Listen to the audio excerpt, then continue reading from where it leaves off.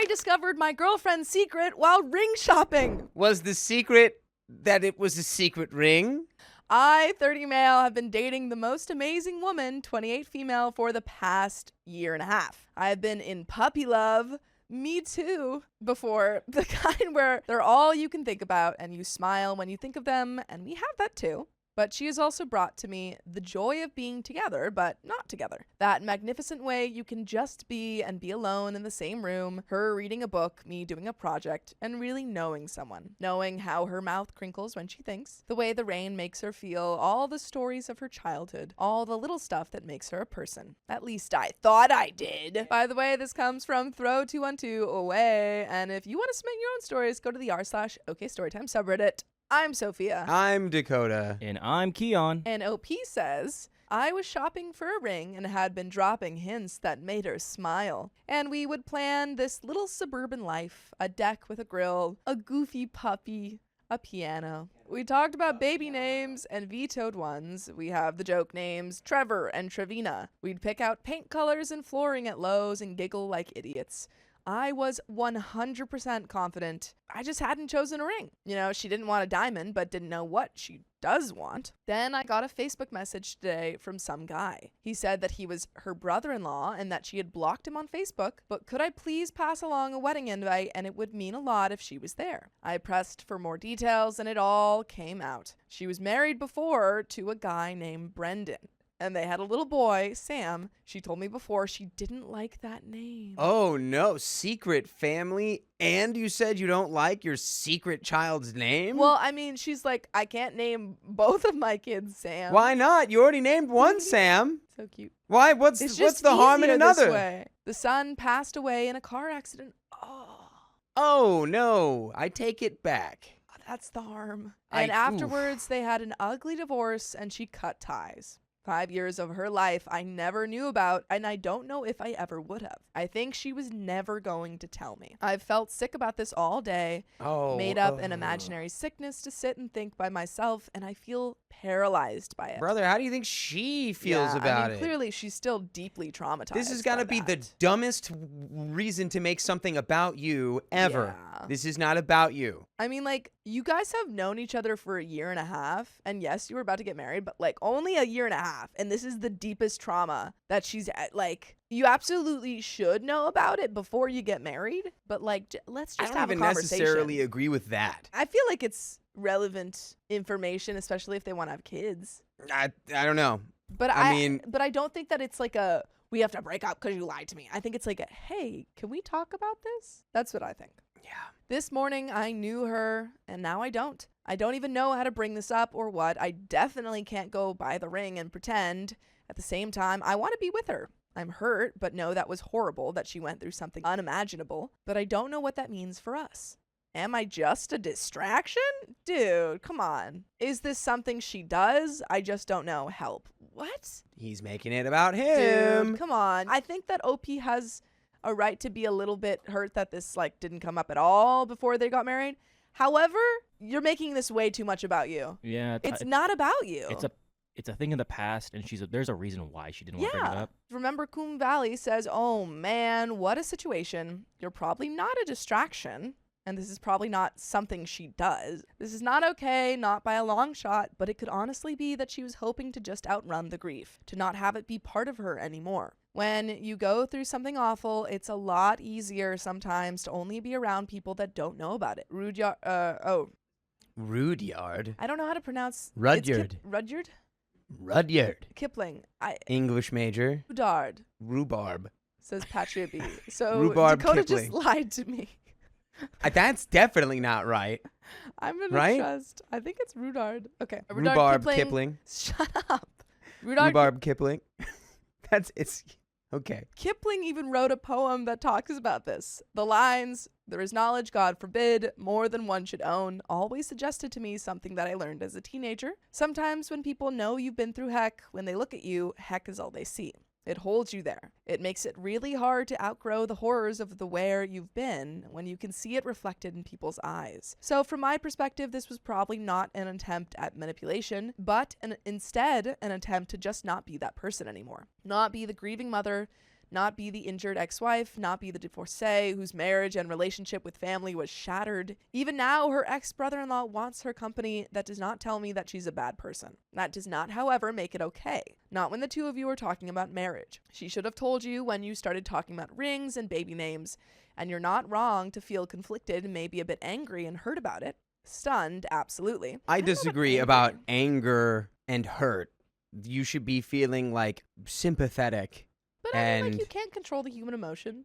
Like, people feel different things, and finding out this information, and OP's probably feeling like, why didn't she feel comfortable telling me before? Which is, no, and I'm not saying but that if you're getting angry, anger, that's why. yeah. You know what I'm saying? No, I agree. I'm just Like- saying that, like, people are complicated, and I Yeah, think like OP's allowed to Rudard. process all of those emotions. Rudard was a complicated guy too. I think OP is allowed to process all of those emotions as long as he doesn't put them on his fiance or soon to be. True. My advice would be to sit her down and to tell her that her brother-in-law got in touch with you. Don't accuse. Don't shout. Don't get angry. Just tell her that you were told to pass on a wedding invitation and see how she responds to that. Be calm. Does knowing that she has lived through this grief make you less likely to want to marry her? Does knowing about everything make you less likely to want to have children with her? And there is an update, folks. 11 days later. Do you have any thoughts? Now, I already said exactly what I thought you should do. I agree. I have no more thoughts about that. That's agree, all you should yeah. do. I agree. That last comment almost made it sound like you should make it like a test and see how she responds. That's dumb. Don't do that. I think just be straightforward. Straight up. You don't have to be like, see how she responds. Just be like, sit Just- down. I got to Just tell you say, something. I learned this information, and I It's- wanted to let yeah. you know that I knew it. You know, you don't have to talk about it. Just wanted to let you know. 11 days later, I spoke to her the day after. She told me she had wanted to tell me for a while, but didn't know where to start. That she thought about Sam every day, but at the same time didn't know how to begin. She pulled out a shoebox from her closet and showed me the pictures. Pictures of her wedding, this propped up little thing at the courthouse, her in a short white dress with a slight stomach, her husband, this cocky, smiled kid with shaggy blonde hair.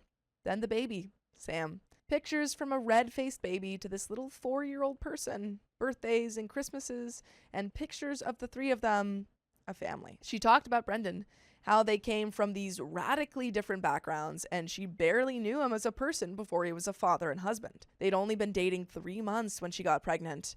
They were 20. Then she talked about Sam, her baby. She kept saying he was the best thing that ever happened to her. Hearing that broke my heart. She talked about how his hair cowlicked in 3 different spots and how he was always singing or humming, that he loved to climb. She told me his favorite movie and book. She made him a person to me. Then she told me how they lost him.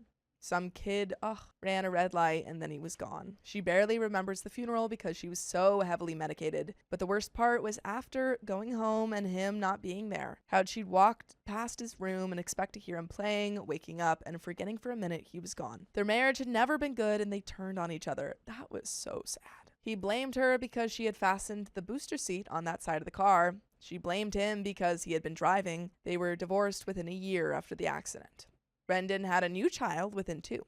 She had spent the time doing overload on classes and working, keeping busy because it made things easier. She didn't see her old friends because they drifted away. They never knew what to say. And they mostly had kids of their own. She was surviving, but seeing Sam's brother, who looked so much like Sam, hurt so much that she decided she had to get away and stop wallowing. By the way, you can listen to full episodes of stories just like this. Just go to Spotify, Apple Podcasts, or iHeartRadio and search up OK Storytime. Yes, they're not always this emotionally crushing, but I mean, yeah, it's terrible. Yeah.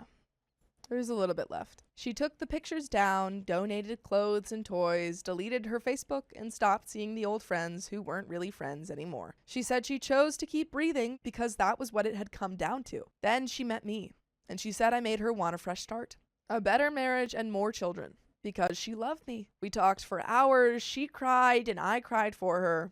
I still love her, maybe more now, because I feel like she opened up to me so much. It's hard to imagine her married with a son, toys on the floor, and pictures on the fridge. It's hard because in a lot of ways, it's the life I've been imagining with her. I still plan on marrying this woman. She's the love of my life. And some relevant comments. Remember, Coon Valley says, I'm glad that most of the commenters in the last post were right. She didn't mean anything cruel by not telling you. She was just trying to be alive. I mean, let's never assume that just because someone hasn't told you a deeply traumatic story that they're hiding or being manipulative. Maybe we should just assume that it's deeply traumatic and they struggle to talk about it. Yeah. My girlfriend's parents are spying on her, and I'm done staying quiet about it. You're double agent spy man. My girlfriend and I are in college. I've met her parents, and I'm aware her relationship with them has some serious issues.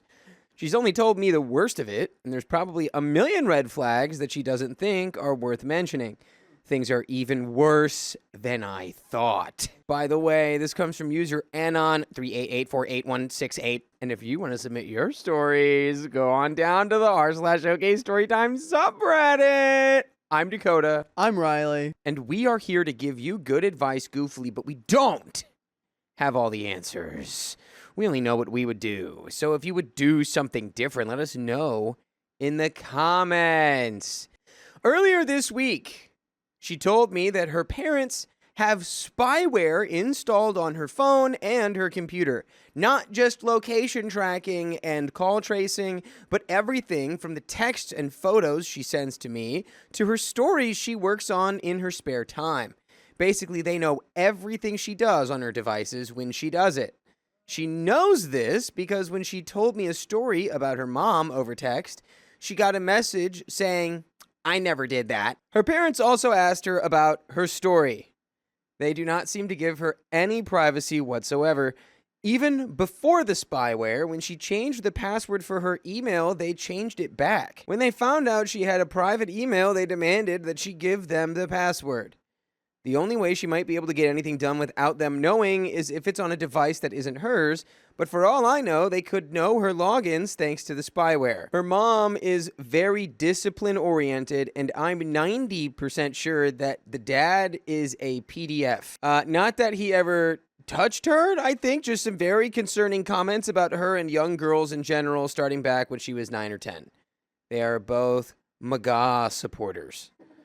She has a younger brother, and it is obvious that he's the favorite. When they spread misinformation in the family chat and she tells them when they're wrong, she's told to be quiet. But when he says it, they're all like, "Oh, I had no idea." What doesn't help is the fact that he got into Ivy League and she didn't. We got into a minor accident while she was driving, and she wasn't going to classes for the first couple days, even though she was sick. Basically, anything that reinforces their preconceived ideas about her. I think they even trust me more than her. They're always asking me for status updates on what's happening with her and asking if I can go check on her if they notice she hasn't left her place, even when she isn't responding to me. If they want to know how she's doing and she isn't responding, why don't they just wait for a response instead of coming to me while simultaneously blowing up her phone with 10 to 20 calls and messages? When I tell her mom she's sick and needs rest, or that she should see a doctor to get a note so it isn't counted against her attendance, she doesn't try to understand and just says she needs to go to classes.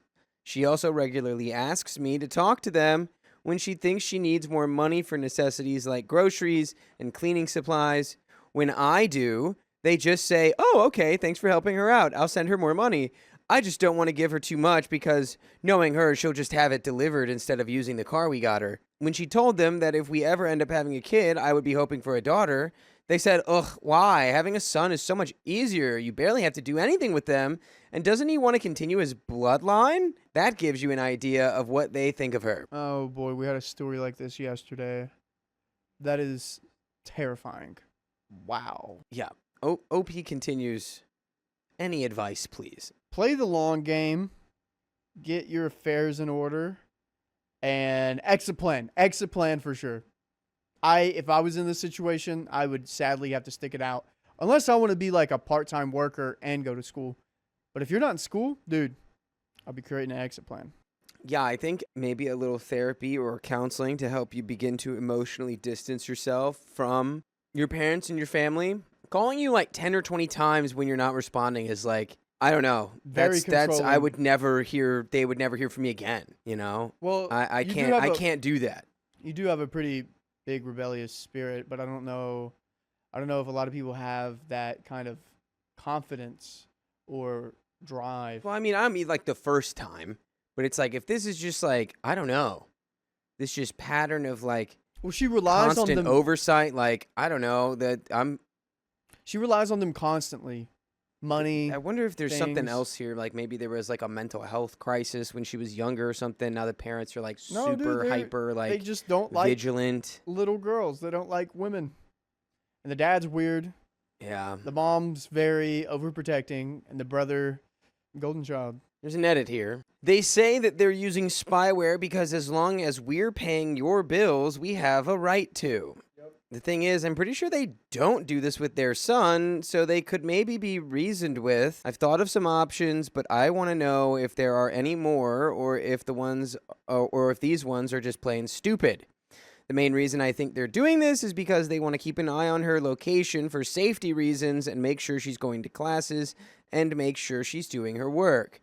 Those can be achieved without spyware on apps like my Find My or Life 360, and she could just willingly share her college account login so they can check on her work. Instead of addressing the spyware immediately after 3 or 4 weeks of doing her work and whatever else they ask of her before they have a chance to repeat themselves, I can send them a message and hope that they listen to me. OP's message would say, "Hi, your daughter recently told me how you're monitoring her activity on her devices. I noticed how she's been a lot more reserved over text and over the phone compared to when we're face to face. I'm worried that if this continues, it won't just affect your relationship with her, but cause her to be afraid in everything she does because she won't know if you're watching. I'm sure you're doing this out of concern for her, and I understand because my mom also checks my location and college account, but she also allows me to have a certain level of privacy. Your daughter has been going to classes and completing her assignments on time, and there are other ways to check those things.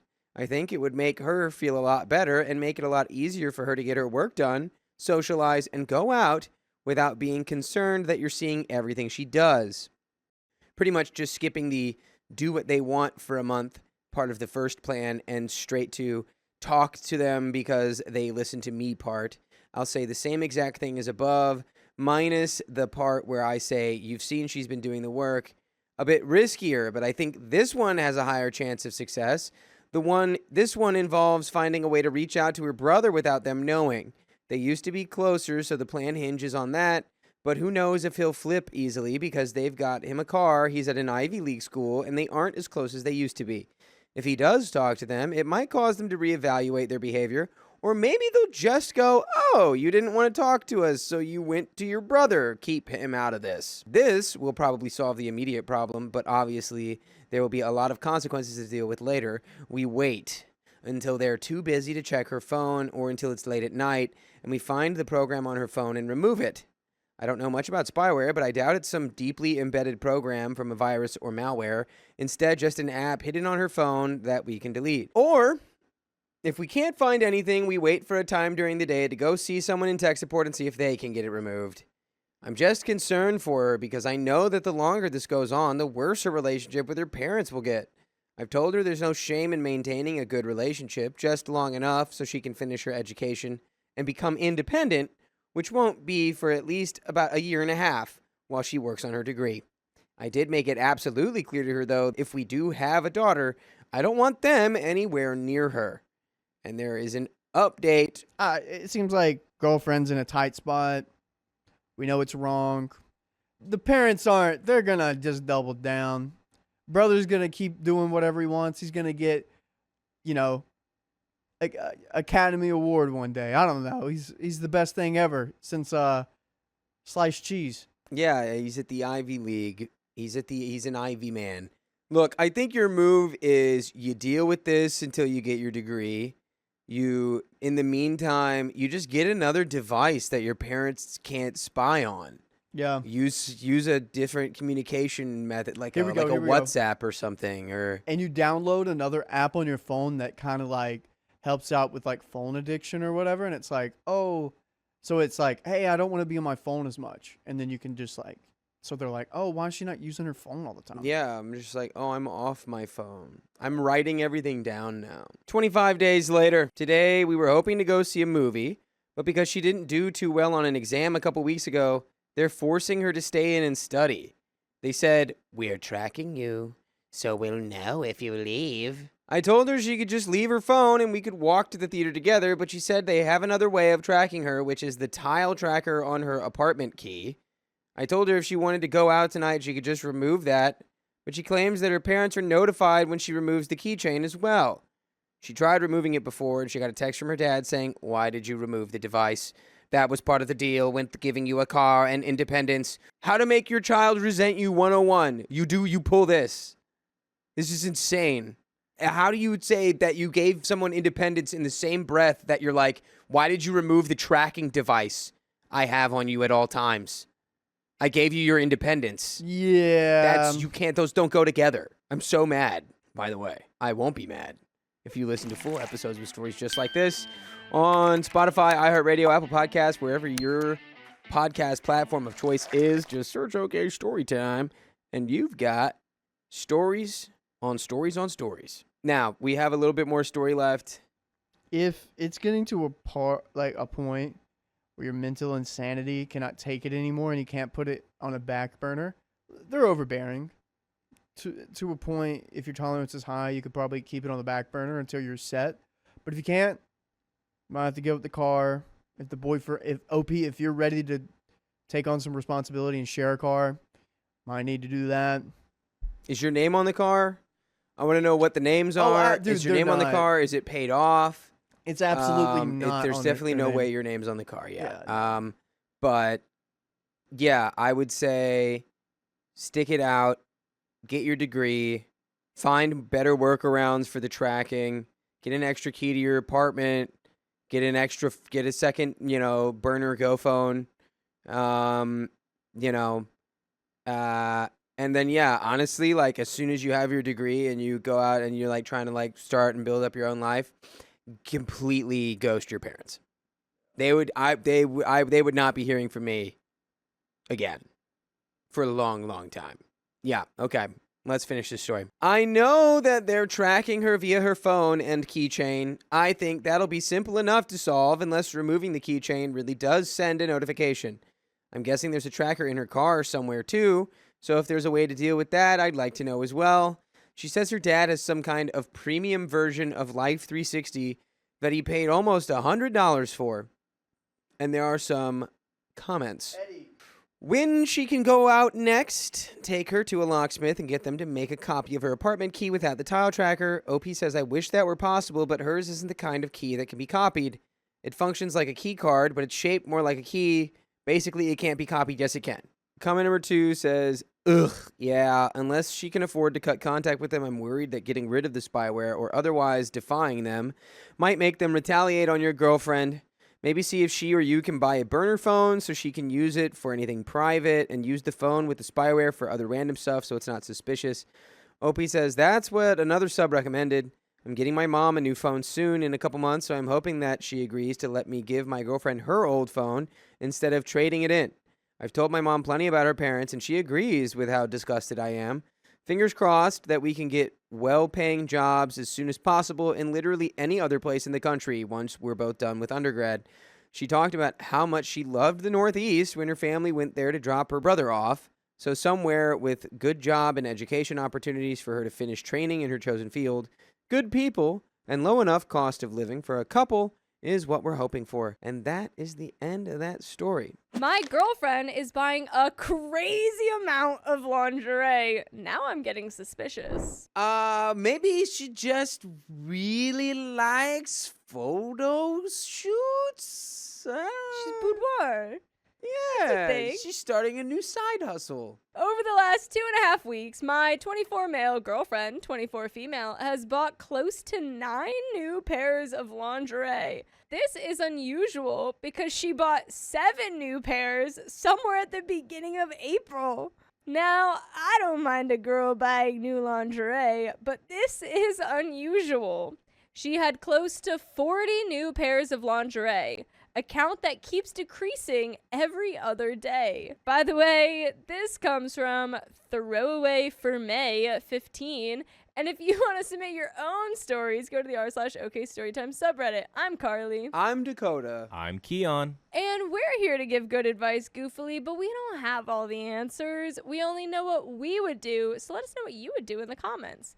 And OP says, I take out the trash every day, and I've noticed that she hasn't thrown her old lingerie in the trash for the past week. While there's no trace of it anywhere in our apartment, and yet she's missing 4 to 5 pairs from our shared closet. She's been acting pretty normal with no change in her daily routine. But it boggles me why she is on this lingerie shopping spree. It's not like she's amassing a stockpile of lingerie.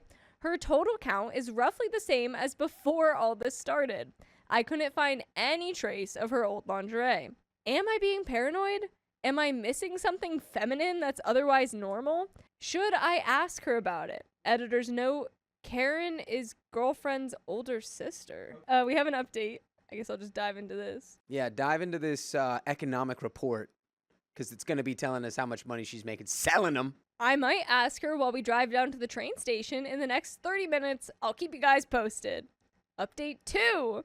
All right, I chatted with her while driving. I started off by asking her directly, as Fight Max Master suggested. She said something like she hasn't been feeling good about her underwear fitting, old and new, while at work. So she's taken a new vow. If she finds any underwear incredibly uncomfortable, she'll throw it away immediately. I asked her about not seeing any in our trash, keeping a casual tone. And she said since we spend most of our daytime at work, she disposes of them in her workplace bin and carries a spare pair of underwear, like most women do. I even joked, oh, I was worried you were selling your undies on eBay or something, Sponsor. just to get some kind of reaction, and she ewed my remark. Do women really do that at work? Get rid of their old underwear when they find it uncomfortable? I could really use some insight on this. To be honest, we moved in together at the beginning of this year, and this is my first time living with a girl in a relationship. I don't know what else I could do, since she's made it clear she tosses them at work and hasn't shown any signs of doing something spicy related or selling them online. I tried to make this conversation as casual and curious as possible. Update 3. This is way too overwhelming. I'm heading back home and taking a day off. I know I might be overreacting, but somehow the conversation we had an hour ago just doesn't sound right. I might talk to her again during her lunch break. We have another update.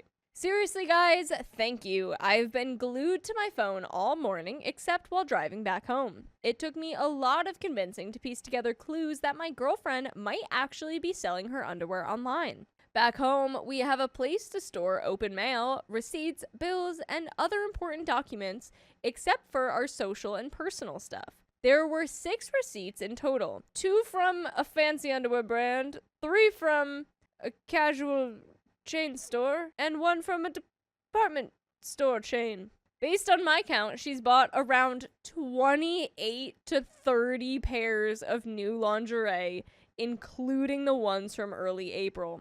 2 receipts had Karen's name on them. I found Karen, guys. We found Karen. My girlfriend's older sister. You put it in the middle, then why we need the other note? We found her. I believe Karen has some kind of rewards card from the first place, which accounts for about 40% of these purchases.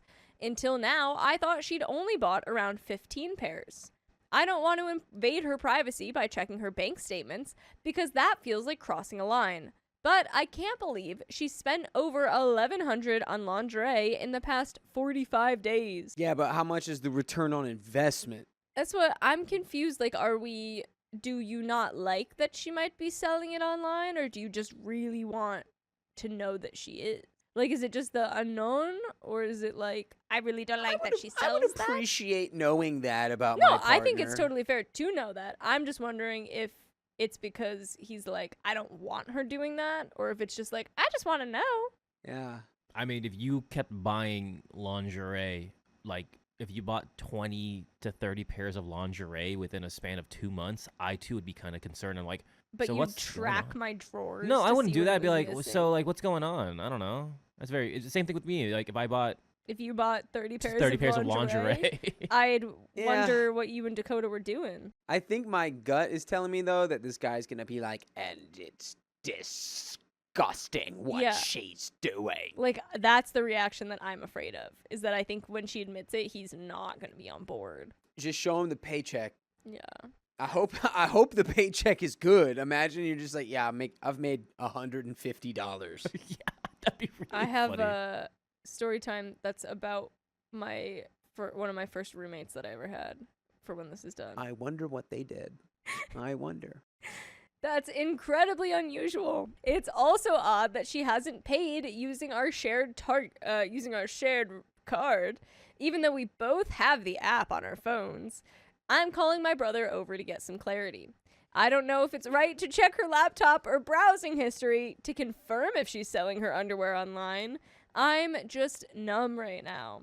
Update 5. I spoke to my brother and saw some of your comments. I've decided to confront her in person when she's back home.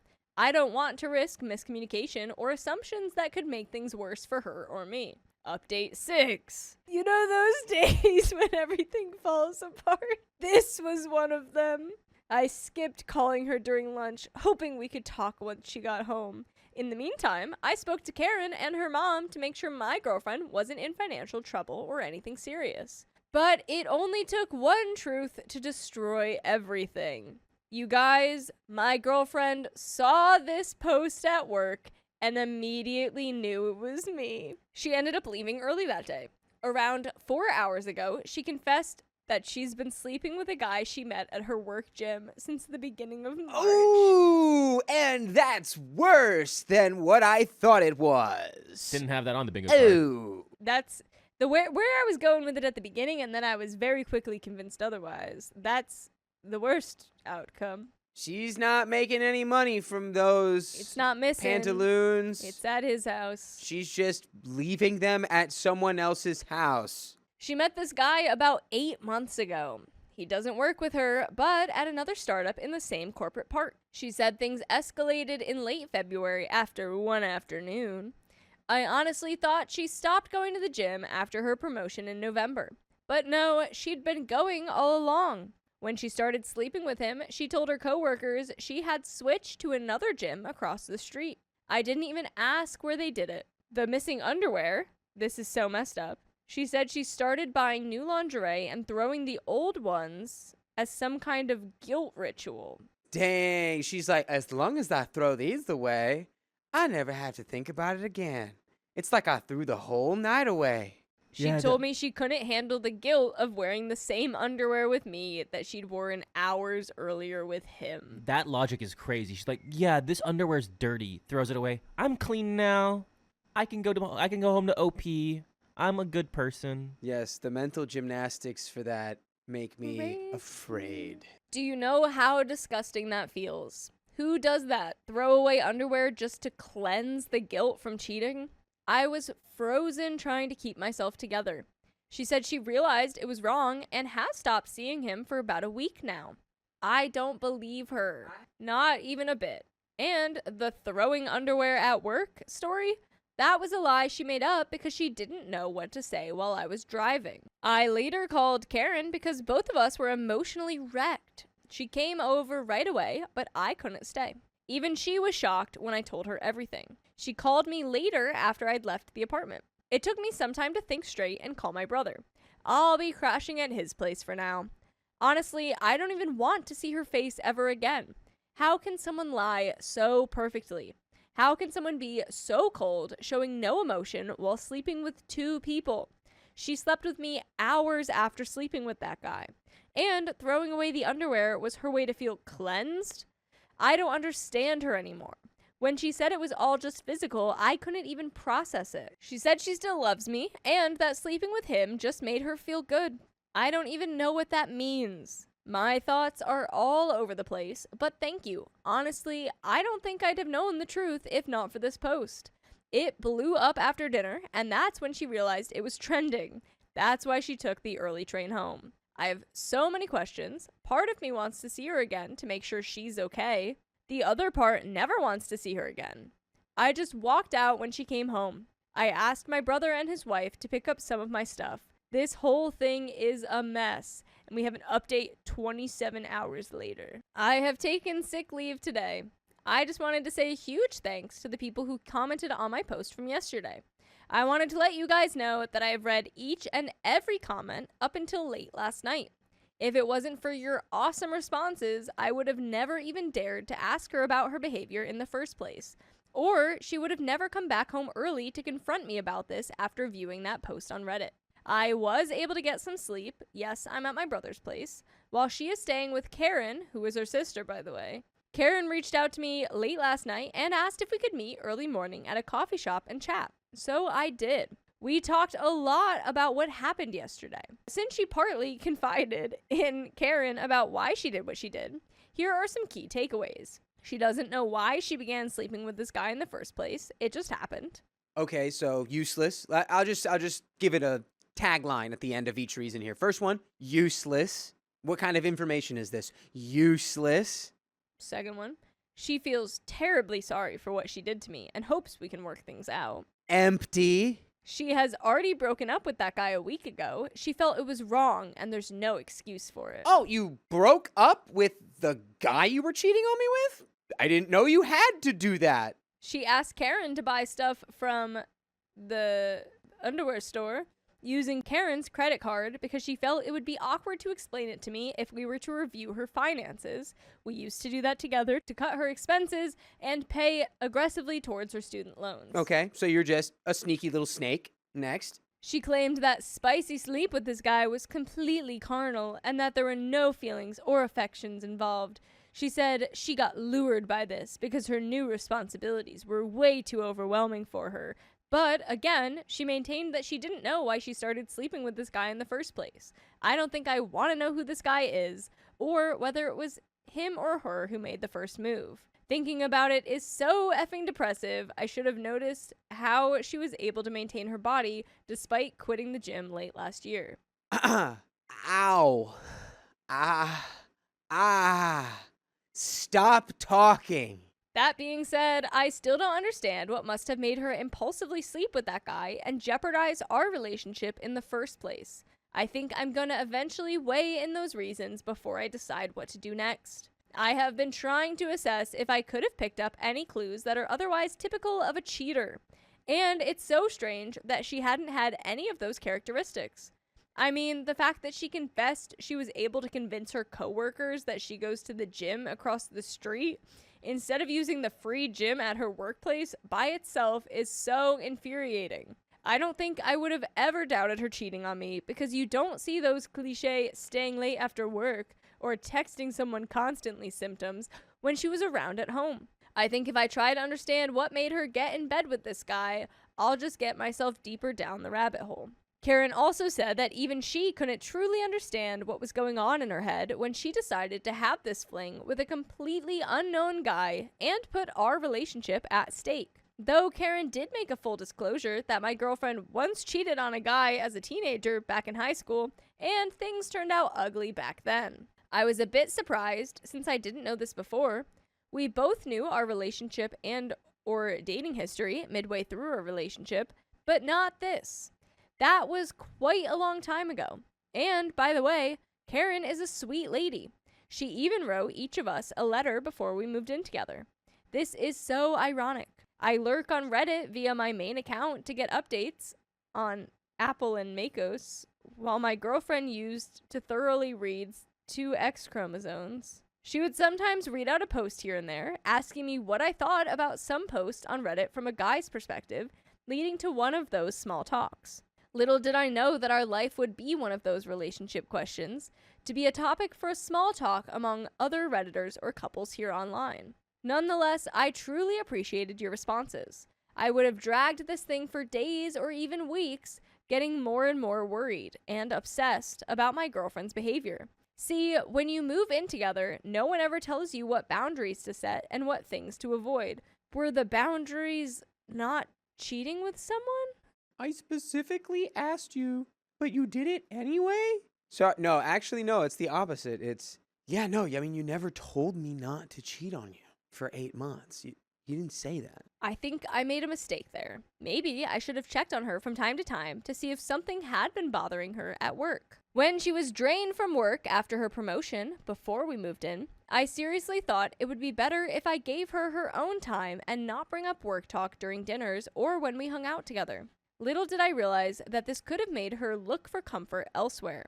I can also affirm that I have been around her as long as she needed me, but I guess we were both busy complimenting each other in our apartment by who gets to do what for the upkeep of our surroundings, groceries, social responsibilities, instead of just being in the moment and listening to one another. Hey, Dude, you're starting to blame yourself, dude. This is Yeah. her fault. I'm starting to get the sense that we're like, what did I do? And you Nah. did nothing. She cheated on you. She made a conscious decision to bang that dude because she liked it. That's why, you know why she doesn't know? Because the real answer would make her the bad guy. So she gets to go, I don't know why I did I'm not it. sure why I I ever don't did know that. why. Which is what every cheater ever always said. And the real answer is I wanted to. Yeah. I did it could. and I liked it. I and thought I I did could it get again. away with it. And I kept doing it because I liked it.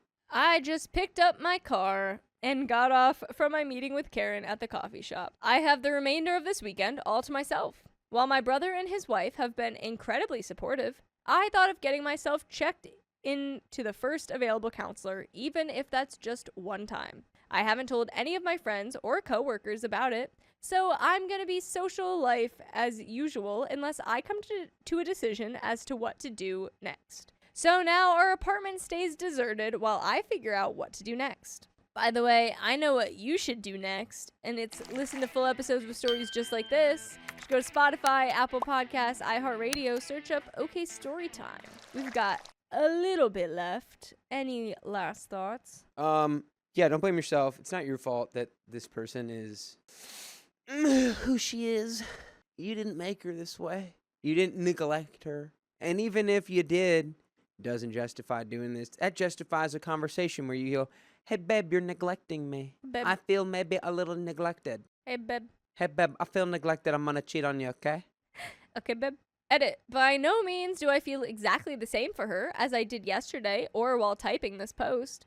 I thought I still cared for her last night, but that gradually got replaced with rage and nausea even when I think about her. Don't worry, I'll be fine as time goes by. I have just confirmed an appointment with a counselor and my PCP to get myself checked for anything fishy. And my counselor had already read my previous post before I had even checked into her office late afternoon yesterday. She referred to me as, "You were the guy who posted about his girlfriend's lingerie behavior, right?" A few minutes into our session. Man, it seems everyone on Reddit likes to lurk on this sub. I'm okay though, feeling better, just a bit insomniac. Some replies from OP. What happened after the confrontation? She was crying really hard. At one point in time, she fell down. I was angry as heck.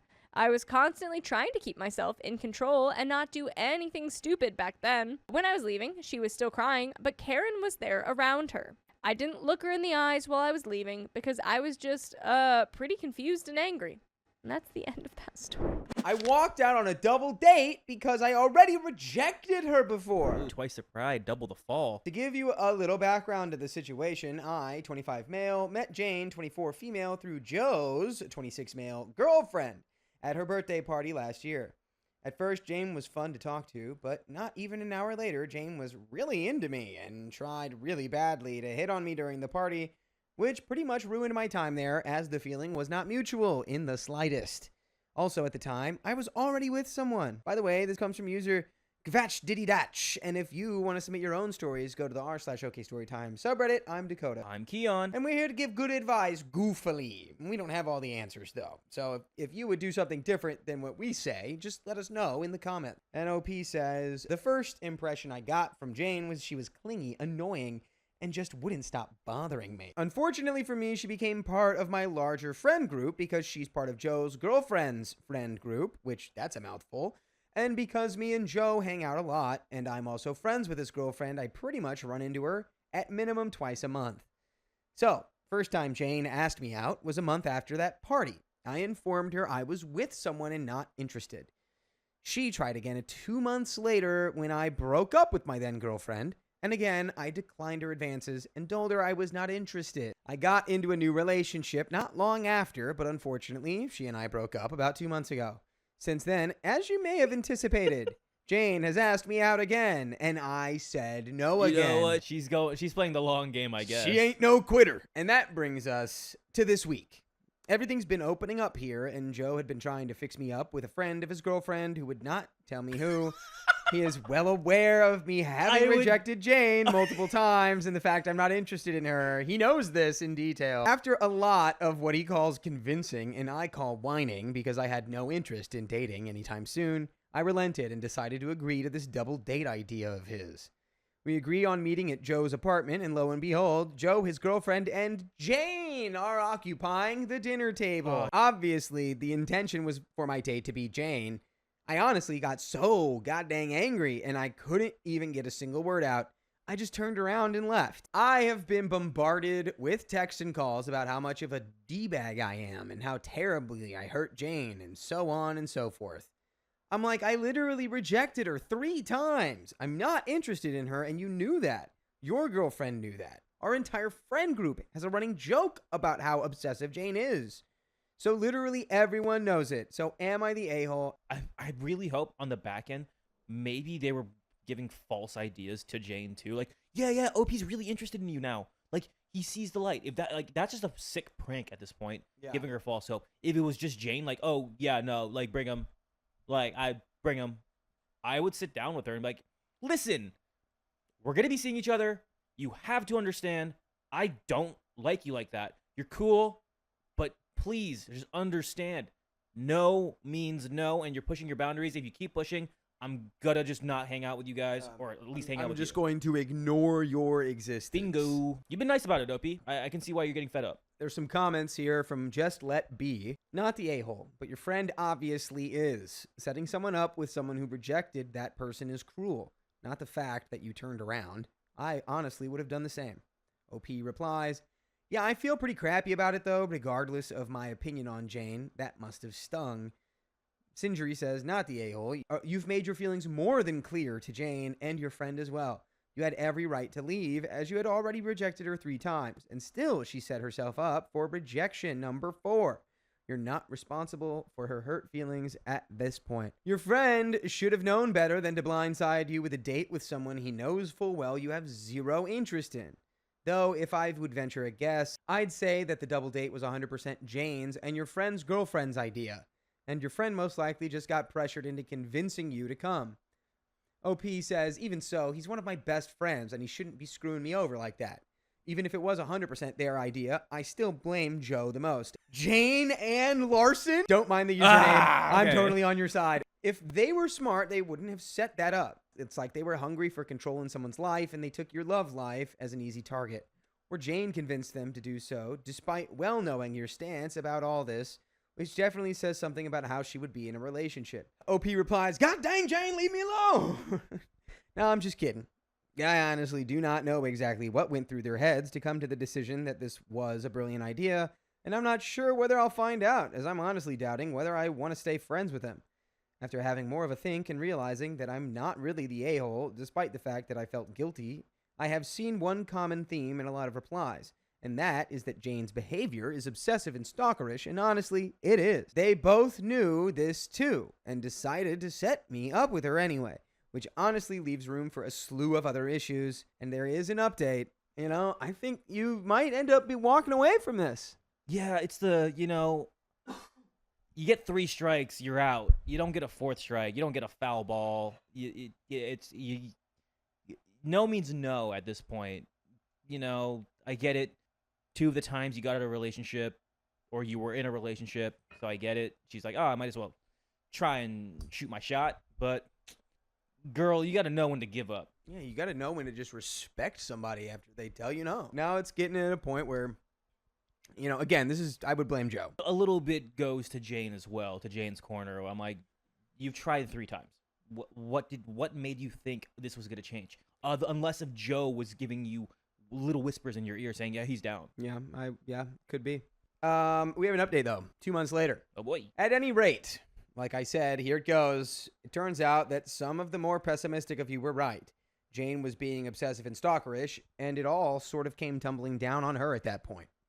A week or so after I made my post, she decided to message me. Well, it came down to her not understanding why I was showing interest in her and then refused to date her.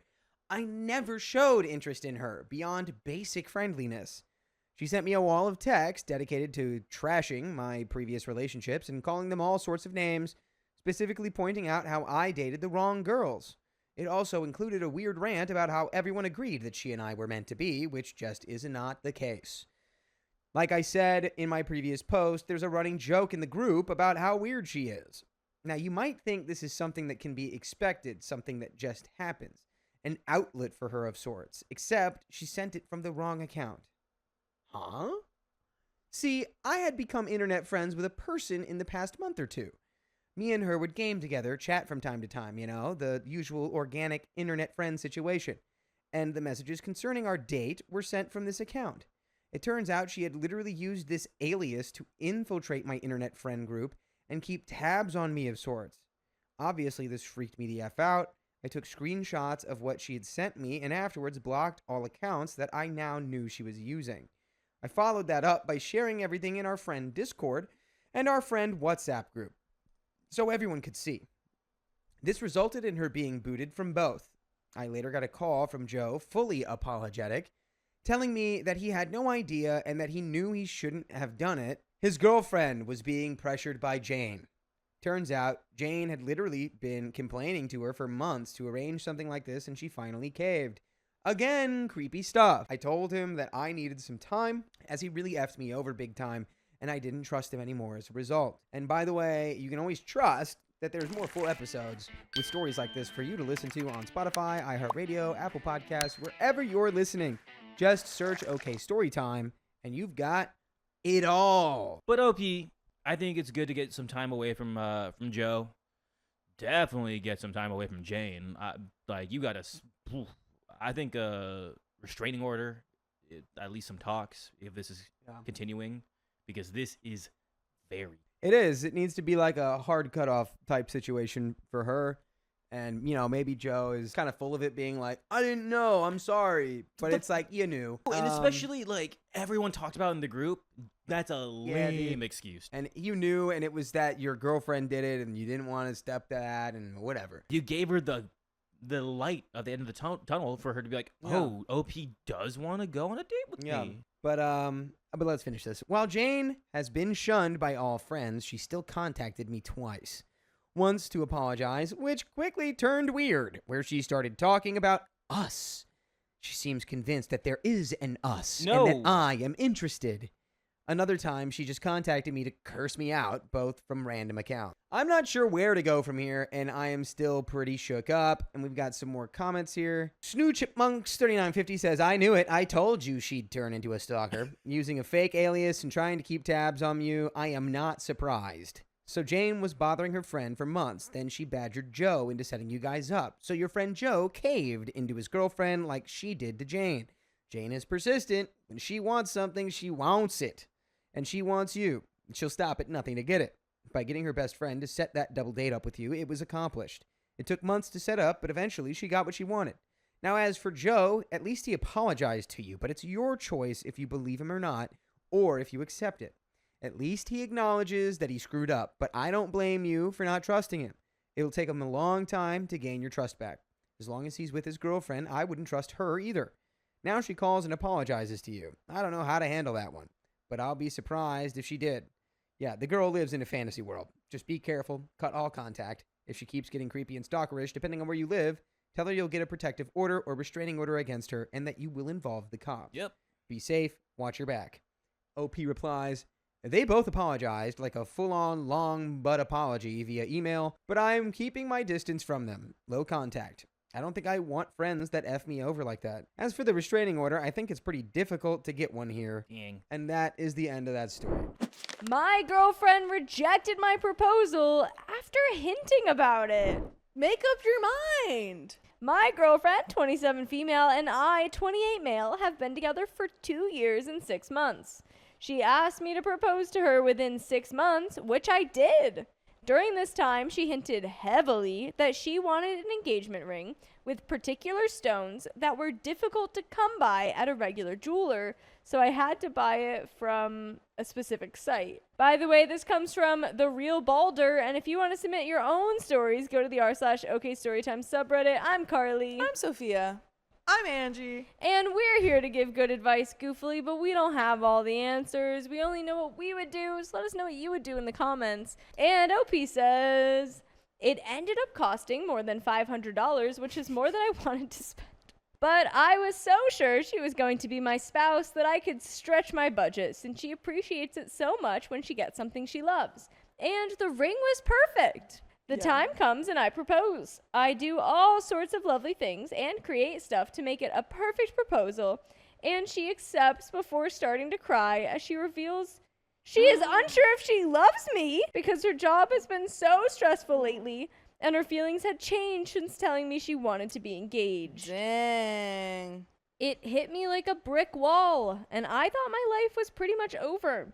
We had a week's break before getting back together to try a second time. Things are working out somewhat fine, but we're not at the point we were in the past. That's very clear.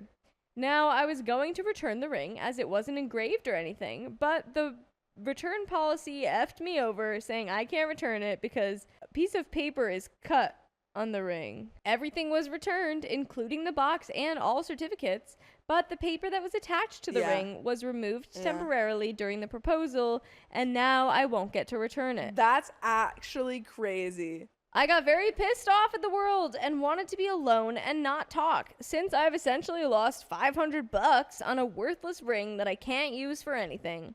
What sucks so much is I bought it because the woman I love told me it was the thing she wanted most in the world. Now I'm afraid I'm going to resent her for making me waste so much. She simply said, "That sucks," and carried on with her day. I feel like it's very unfair for me to take the hit when she changed her mind without hinting or telling me. Do you guys think this relationship is just doomed to fail at this point, or is it worth trying to mend it? Am I being unreasonable for thinking I shouldn't be responsible for taking the $500 lost? And is the ring company the worst jewelry company in the world? I want to know your thoughts before I read that edit, actually. Yeah, that ring company sucks. Ring company sucks. I do have mixed feelings about who's responsible for the ring, because she did say, "I want to marry you, propose to me soon." At the same time, though, I'm like, she can change her mind and say no. Yes. But it's kind of like, but he's really, bought it. I think that it would like, be... maybe split it? I don't even know. Yeah, I think at least splitting it would be the nice thing to least. do. Again, she has absolutely, like, complete right to be like, I wasn't sure. But it doesn't bode well for the relationship that she didn't communicate that and is not willing to take any of the blame for this. So I feel like it's not gonna work out if this is kind of how she's treating it. Edit. I'll let the money go. I understand it's petty of me to let it bother me so much. It's just that it is the latest thing that has been going on. It seems like it's all doom and gloom according to Reddit. I'll keep thinking on it and see what I'll do. I'm at least going to be working on myself, that's for sure. Edit 2. Reddit is so harsh on cheap engagement rings. Yeah.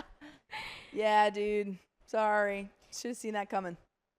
It almost makes me think half of you are working in the jewelry industry. It's only a ring. It shouldn't be the basis of the entire relationship. I don't know if it's an American thing, but spending $500 on a ring is considered fair over here. Okay, well, it's not just an American thing, I can tell you that. But I guess they're not in America. My friends who are engaged or married have spent in the range of $200 to $1,000, and it has not been a contentious problem for them. Edit 4. People are still commenting on the price of the ring. I'm not from America. Everyone I talked to was fine with the price of it. Heck, not everyone over here proposes with a ring.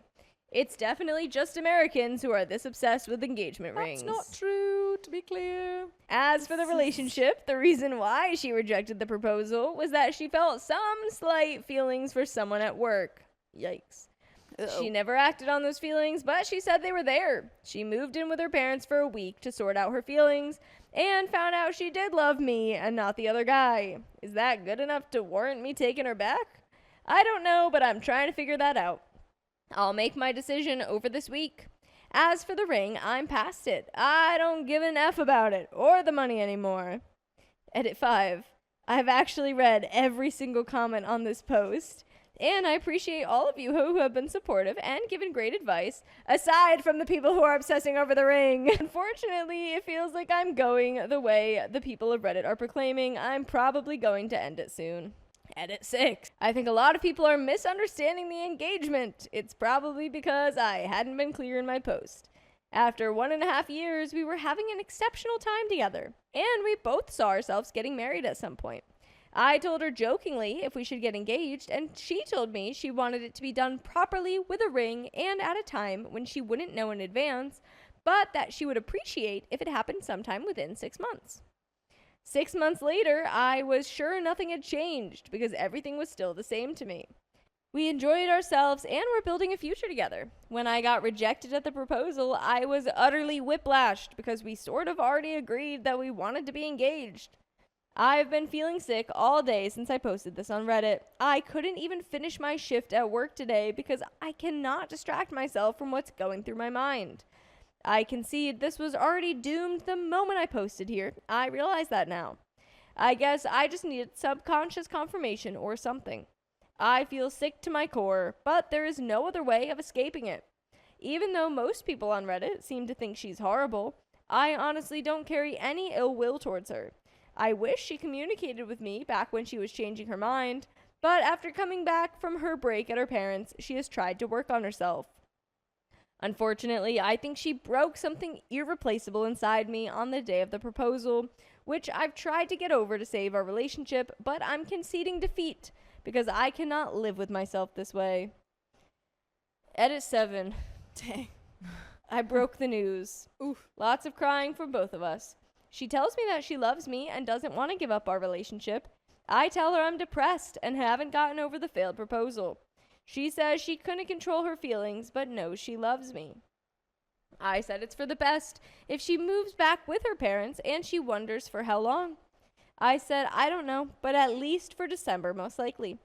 She told me I could take as long as I wanted. My plan is to live my best life, and if I miss her still, maybe we could try again. If not, end it for good. For anyone thinking she's been cheating, she has not, nor do I think she will. Final edit. We've had a long, difficult talk together, and we've come to the conclusion that we are going to work through our problems together. For anyone dealing with relationship troubles, stay the F off Reddit. Most people on here are so bitter. They want to ruin everyone else's relationships as well. There are a couple of great people here with experience that made me sway the other way, as well as the conversation I had. Thank you. And edit 8, you lied, OP. You liar. I didn't get time yesterday to properly write the update I wanted to, but a lot of people here are wondering what the ring looks like. So here it is. And there is a Yes. link to the ring. Yes. Click. Okay, I'm on it. Yeah. Just don't buy anything from this merchant unless you're 100% content on keeping whatever you buy. And by the way, I'd be 100% content if you guys listen to more episodes with stories just like this. To go to Spotify, Apple Podcasts, iHeartRadio, wherever you get your podcasts, search up OK Storytime. We've got a little bit left. Yeah. I mean, I think that, like, compared to all the other stories that we've been reading today, yours is definitely a relationship that can be worked on. Mm-hmm. I do worry about the kind of cavalierness of how she took all of that. But I don't think it's, I think it's definitely something that you could work on. I don't think it means, it's completely over. I would agree. Yeah. And it seems like you both are willing to work on it. So, maybe just don't get rid of that ring yet. Other people are doubting our relationship because they're so sure my girlfriend cheated. I know for a fact she didn't, and I stand by that. Others are asking for an update after some months, and I'll do that. I think I'll prove most of Reddit wrong, that it will not be a mistake. But if I'm wrong, I'll be humbled at least.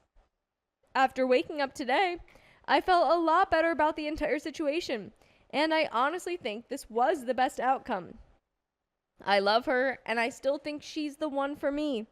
But we've got relationship challenges that face us, and rather than give up in the face of trouble, we'd rather try to get through those challenges than just give up. Again, thanks to the people sending support. I appreciate you guys. And that is the end of that story. All right. Good luck, OP. My girlfriend mourned Stan Lee more than my father. Now I'm upset. Okay, well, did your father write Spider-Man? I have known my girlfriend, 20 female, for 4 years, but we have only been dating for 1 year. She met my parents a couple of times, and we had a trip last Christmas break where she stayed in a hotel with me and my parents. It was a good time all around. By the way, this comes from Lots of Issues Throw, and if you want to submit your own stories, go to the r/OKStorytime subreddit. So, half a year ago, my dad passed away. It was expected, but it still hit me and my mom hard. My girlfriend reacted to the news with shock when I told her. She was there for me when I was really struck by grief, but ultimately she was over it just about the instant she heard it. I chalked it up to her not having known him all her life, but today it really made me feel aggravated. A couple of hours ago, Stan Lee passed away and news got around. May he rest in peace. The moment my girlfriend heard, she broke down, crying in a way that I've never seen her cry. She was so mortified by this, and I sat down with her, reminded of the day that my father passed away and the way that I broke down. She started talking about Spider-Man, her favorite comic book series. Good taste. Stuff like how she couldn't believe that such a good man passed away and how she was going to miss seeing his cameos. And for some reason, I couldn't help but wonder why she never said anything like this when my father passed away. Sure, she was there for me, but all she did was listen and tell me I don't know what to say every time I talked to her about my memories. At the time, I accepted this. Stan Lee is a media legend, sure, but she didn't even know him. My dad was someone that she sat down and ate dinner with. My dad was someone that she met, and she couldn't spare any tears for him. I was very upset. I told her these things, yelling when I said it. Stopped crying and looked shocked. And even in the moment, I knew that I shouldn't have exploded like that. We decided that we will talk about this tomorrow. Look, roast me, tear into me. I feel very strongly about this, but I know that I might be in the wrong. I want you to tell me why I'm wrong so I can gain perspective on this. And there is a verdict from the comments that OP's the a-hole. When he told about how his girlfriend barely knew his dad, someone responds, "Sorry, I swear I'm not trying to argue with you, but the way that you phrased it kind of resonated with the train of thought that made me upset in the first place. I know that she barely knew my dad, but she also barely knew Stan Lee. I guess what is hard for me to wrap myself around, and that upsets me to think about, is how Stan Lee can be closer to her than my dad was. I just cannot wrap myself around the concept that she was closer to Stan Lee, a celebrity, than my dad, a person she talked to and spent extended time around." Deleted commenter says, "First of all, I'm sorry for the loss of your father. That must have been a very difficult time for you. I think maybe the fact that your dad's passing is still pretty recent may have played into you blowing up on her, but I don't necessarily think you're an a-hole because of this. You just didn't express your feelings about it when you should have. Blowing up over it was definitely the wrong move, and yeah, maybe a bit of an a-hole move, but I 100% understand where you're coming from. You need to remember she didn't idolize your dad like she idolized Stan Lee, and she didn't have the appropriate reaction for either death. I think it's a bit much to be sobbing about the passing of a celebrity you don't know, and I think she should have been more sympathetic about your father's passing because, yeah, that's a very hard time. What it boils down to is the fact that she was supportive for you during your loss, but you weren't supportive during her loss. However, your loss is much more impactful. So I'm a bit mixed here. I don't know if I would consider you the a-hole or not." An OP responds, "Thank you for your kind words. I understand that my anger was a spur of the moment thing. I normally have a better handle on my emotions, but when it comes to stuff about my dad, I'm still way too tender about it. I guess it isn't fair to be angry at her for not doing more in the past, since I can't change that. Though I can understand that I'm the a-hole for not being there for her during a hard moment, there is a part of me that is irrationally angry that she is more upset about an idol than she was about someone that I knew personally and that she met. I'm still not sure how to tackle this situation, but I still wanted to reply and say thank you for the kind way that you phrased things." Snip Snails says, "A-hole? Not really, right? Definitely not. As hard as it is to hear it, Stan Lee was probably more impactful on her life than your father was, aside from his association with you. Marvel, superheroes, Spider-Man, media in general influences people's lives and ideals. Humans love to tell stories, and these stories shape our worldview. Yeah. She's absolutely allowed to be upset and grieve over Stan Lee, the creator and originator of so many of these stories that she loves. One day, I can guarantee people will react the same way over George Lucas or J.K. Rowling. Maybe not the second one. But you're still grieving over your father, and I get that it's frustrating for you to see her upset over someone that she's never met. However, when she was trying to comfort you in those early weeks, she probably just didn't know how, especially if she hasn't gone through anything similar. How do you comfort someone after a loss like yours? There's no way to take the loss away. There's no way to make it better. She was probably thinking of every solution she could and had the self-awareness to know that there wasn't a real way to make it better. And if she did react as strongly to his passing as you did, she wouldn't be there to help you. She'd be working through it herself, and it would be about her and not you or your mom. It probably wouldn't be an honest response either if she broke down, not knowing your father that well. So I guess what I'm getting at is, what would you want her to do instead? She can't stop herself from being upset over something that's upsetting. And she can't pretend to be upset when she isn't or when she's trying to help you. Comfort and be there for each other. Don't dismiss and blame her for the feelings that she can't help. And there is an update. But that was a really good comment. I think that comment was great. I really disagreed with that. I think it was like the first comment that was saying like she overreacted. I don't think anyone's, as long as she's not screaming or yelling at OP, I don't think there's any really such thing as overreaction to someone's loss of life. Yeah. I don't think you get to dictate how someone feels about someone's impact in their life. OP never said that she wasn't there for him. It didn't sound like he ever said she wasn't supportive. It sounded like he was upset that she didn't cry about his dad. Yeah. Which you can't ask someone to do. It's not her dad. She kept saying, I don't know what to say. I'm here Yeah. for you. Yeah. Which maybe wasn't enough for what he needed, but Yeah. it's not like she was like, yeah, it's your dad, whatever. Yeah, she was I mean, trying to be there. It kind of seemed like that's, definitely how he took it, though. Yeah. Is like, well, she seemed to get over that really quickly. Like, And it's I think not her loss. I think he just doesn't know how to word his emotions, honestly. think so. Because I think in that, just with his father, it's like, I think what he was actually feeling is like, I'm not mad at you for getting over this really fast. I just would love some validation and for you to just understand how hard this is for me, and voice that. Which is a super valid emotion. Yeah. And it's so hard to voice it because you don't know why you're feeling angry. Yeah. And OP's like, experienced this loss. Yeah. It's like, why isn't she upset? Why isn't everyone devastated that my dad is gone? Right. And right. it's like, you don't even comprehend that Yeah. everyone else can go on living normally while you're experiencing this terrible, terrible loss. Right. So, So OP, I totally understand. I just want to give you that advice. yeah. Kind of understand your girlfriend a little bit more. Yeah, and I think that comment really was nice too. Instead of Yeah. it being like, nah, you do, or like I you're don't wrong think or she's anyone wrong. was- Yeah, he's not the a-hole. Yeah, that comment was doing a really good job of really explaining it to Yeah. him. So I do think that he needs to be, he should be there for her and then realize the problem that is coming up inside of him and that he's feeling, and then bring that up later of hey, I still think I still need validation. I still need comfort over this. This Yeah. is obviously something I'm still dealing with. And my last comment, I think in the future, if he ever has this reaction to someone again, I think something that someone did for me when I actually said, I'm like, oh my God, Maggie Smith thing really affected me. They were like, why do you think that happened? Yeah. Well, how did she impact you? And then you get to Right. talk about those feelings Yeah. and how they impacted you in your life. 'Cause it is Exactly. different than the loss of a family member. For sure. But it is still valid. Exactly.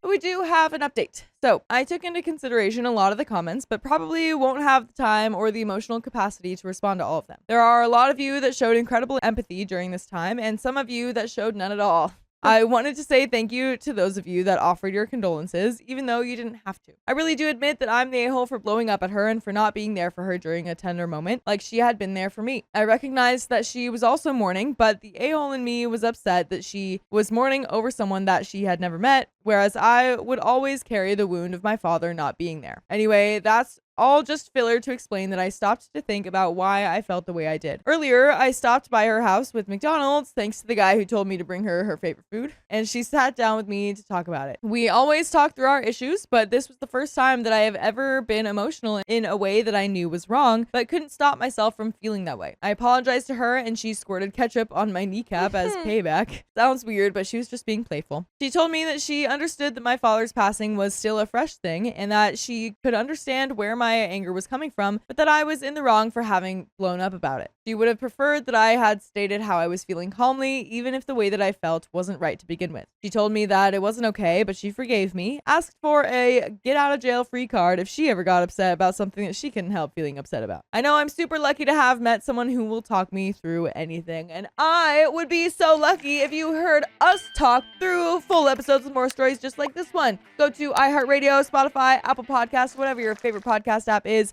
and search OK Storytime. Like some of you said, she told me that for her, she was upset that Stan Lee was someone that she had never known, but whose work she will always carry close to her heart. She has always been invested in fandom, geeky things, so I can get that even if I might never experience it. She told me that she mourned for my dad too, that she always appreciated the things that my family has done with her and for her, but that she felt that the last thing I needed while mourning was for her to cry too, and that she wanted to be my rock at the time. She made some cool metaphor about rocks and rivers, but I forgot what it was. But ultimately, I wanted to thank some of you guys in the thread. Some of you phrased it very aptly in a way that really made me understand why I was in the wrong. Her grief is separate from mine, and I have no right to police it. Though it hurt to talk through and to admit that I was in the wrong, I'm glad that I talked to her about it. That's all. Thanks again. Well, that was a happy ending. Yeah, James? that one really struck me because I'm like, I've been, in both these scenarios of losing Yeah. someone like a close family member and losing like a close celebrity figure. Yeah. My ex-husband kept bringing his affair partner to our family time. Well, then you're no longer part of the family. My husband, 46 male, and I, 45 female, divorced 3 years ago. But we still see each other weekly because of our young children. We divorced because he cheated on me with his assistant, who is now his girlfriend, 35 female. In our divorce agreement, I gave him weekends with the kids, and we spend family time together frequently. Until recently, that arrangement worked fine. By the way, this comes from username, and if you want to submit your own stories, go to the r/OKStorytime subreddit. I'm Carly. I'm Sophia. I'm Keon. And we're here to give good advice goofily, but we don't have all the answers. We only know what we'd do, so let us know what you would do in the comments. And OP says, I've always tried to be civil with my ex around the kids because I don't want them to have a bad relationship with their father. But a couple of months ago, he started bringing his girlfriend to our family time without asking me. When I expressed how this made me feel and explained that this was meant to be our family time, he insisted that she was family to the kids and they should get used to her being around. I later approached her directly, hoping she would understand my perspective, but she told me that if it bothered me so much, I might as well just not come. Things got worse 2 weeks ago when she started insisting that my children call her mom, even in front of me. My kids seem to like her because she's always bribing them with candy. When I tried talking to their father again, he said she'd never have children of her own, loved them as if they were hers, and that it was selfish of me to try to stop her from seeing them, which I'm not doing, to be clear. I feel like I'm being replaced, not only as a wife, but also as a mother. My ex and his girlfriend have the whole weekend to spend with my kids, so it's not like this is her only chance to be with them. I've never really liked her, but have tried to be kind for my children's sake. I don't know what to do, but I can't help but feel like my children are being manipulated. Please help me. We have some comments. How old are the kids? Opie says, my daughter is 3 and my son is 6. And then a reply, I think the kids' ages make a huge difference. If they're very young, it's unlikely that they're going to even remember this period or have any major resentment about the divorce. If they're older, I can understand why OP wanted to have more of a transition period of spending time together. But I think that time can probably end. I agree with the previous commenter who said it might just be confusing to them at this point. Commenter 2, I get that you were trying to amicably co-parent, but I think you need to move towards giving him the kids on the weekends and maintaining distance when you have to be together. I get where you are coming from, though. This is adding insult to injury. And a reply, I've read that continuing with joint family time can actually be damaging for children as it leaves them confused and can perpetuate a belief that parents might reconcile. Opie says, I think you might be right. I'm just so scared that my kids will grow up to resent their parents for getting a divorce, and I want them to grow up in a healthy home. But I think you're right, and I just have to make the difficult decision. Commenter replies, speaking from personal experience, your kids will eventually pick up on the tension. An age-appropriate conversation with your kids should help, and neither you or your ex should be bad-mouthing each other in front of the kids. A conversation with your ex should also occur as well. OP says, I have tried to have a conversation with him so many times. In your experience, what will work to get him to listen? You are right about my kids. It's time for them to understand the situation. I can't keep them in the dark anymore. User replies, I think your conversation with him should be something along the lines of having more space between the two of you.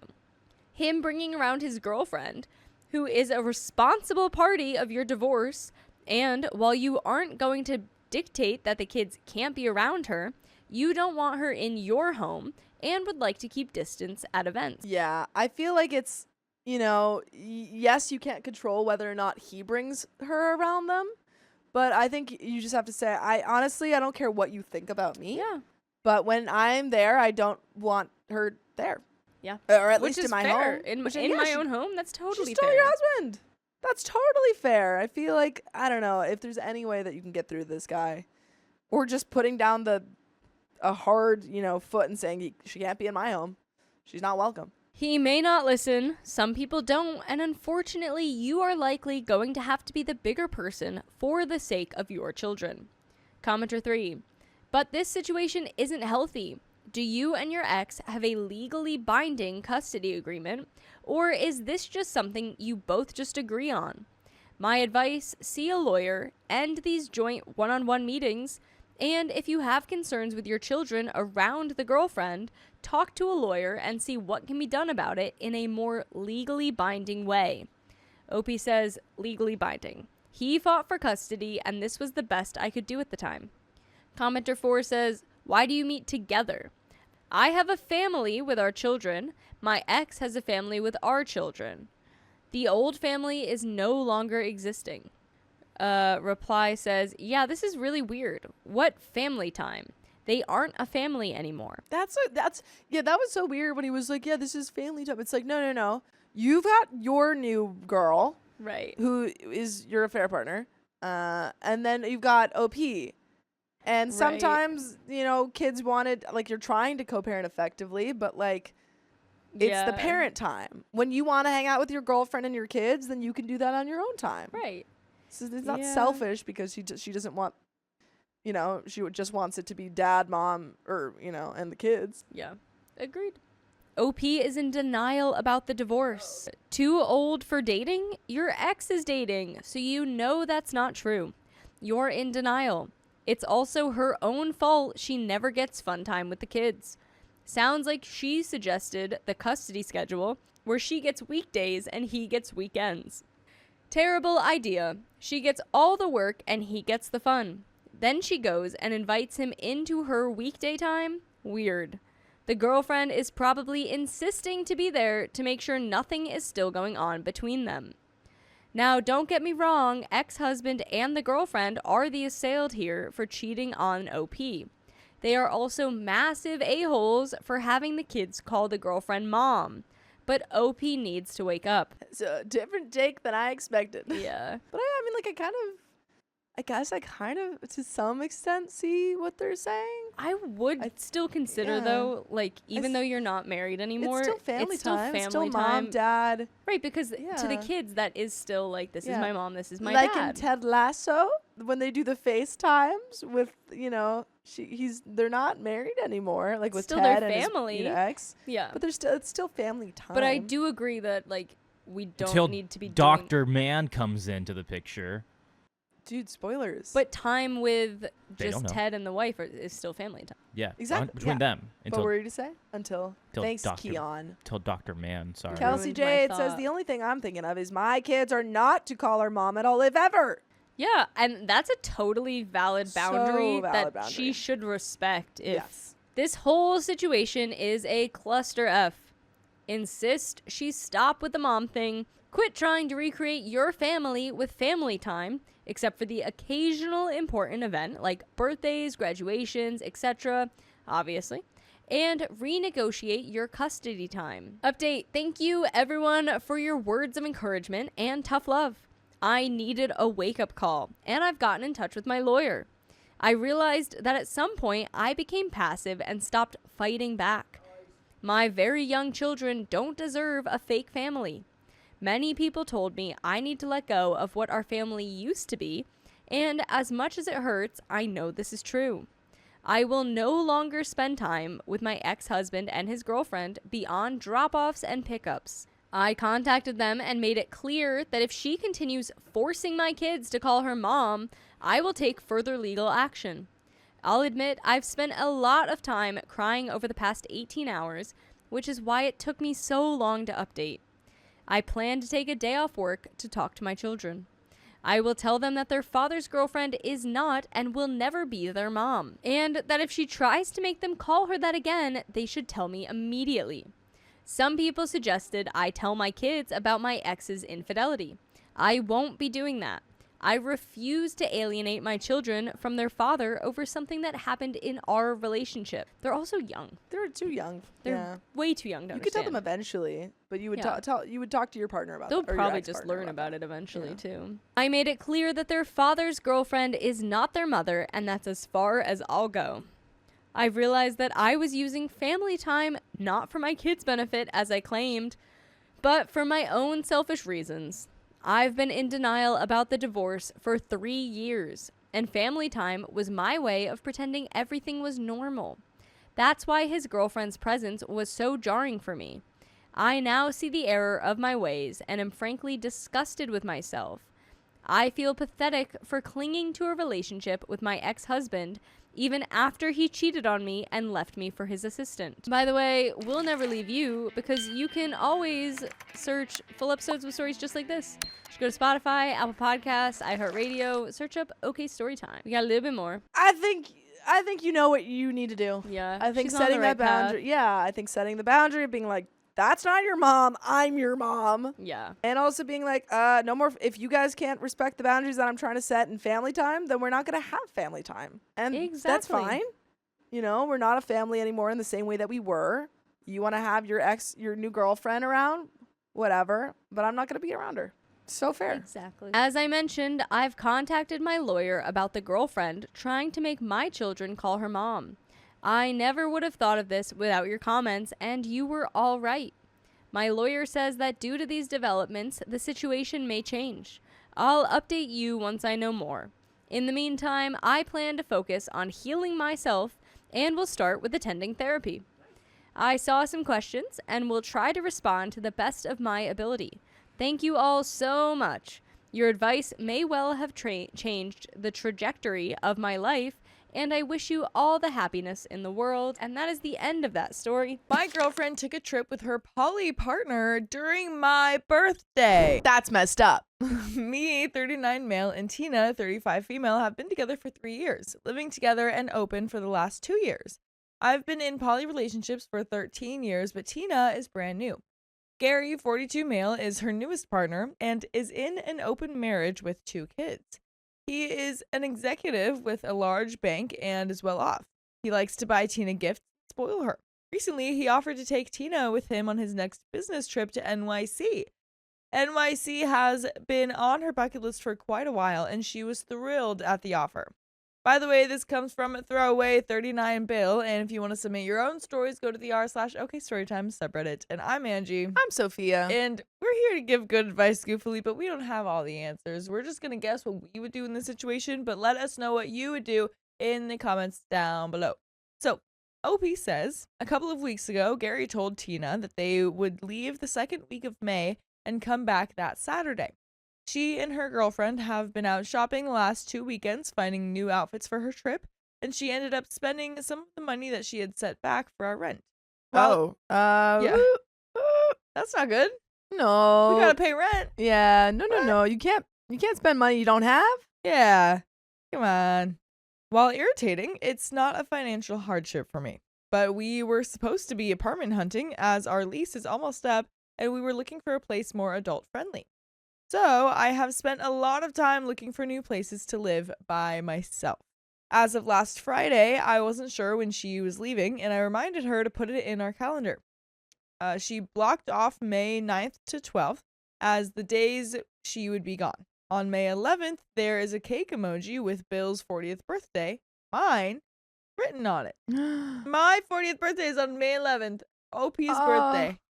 Wait, did she not even acknowledge that it was your birthday? Didn't even think about it. That's She messed up. There's a little cake emoji, so she did that. Unless, it might have already been there True. or something, but That's possible. it's I feel like it would be, if she were to mark it, yeah, I feel like she'd been like, oh my god, it's your birthday. right. Can't go. She doesn't seem like she even acknowledged. Right? Yeah. I noticed after she had left to do more shopping with Gary and knew that she wasn't coming home till Sunday. I was talking to one of our friends from our friend group about it, and she said that surely it was a mistake, but to be sure, she sent out a group text to a bunch of our friends about planning a party for me a week from Thursday and made sure that Tina was included. Tina texted later that day that Saturday might be a better day than a weekday, but the group was leaning more towards Thursday. Sunday, she got home early and wanted to talk about her trip. She said that she forgot that Thursday was my birthday and said that we could go out after she got back and celebrate.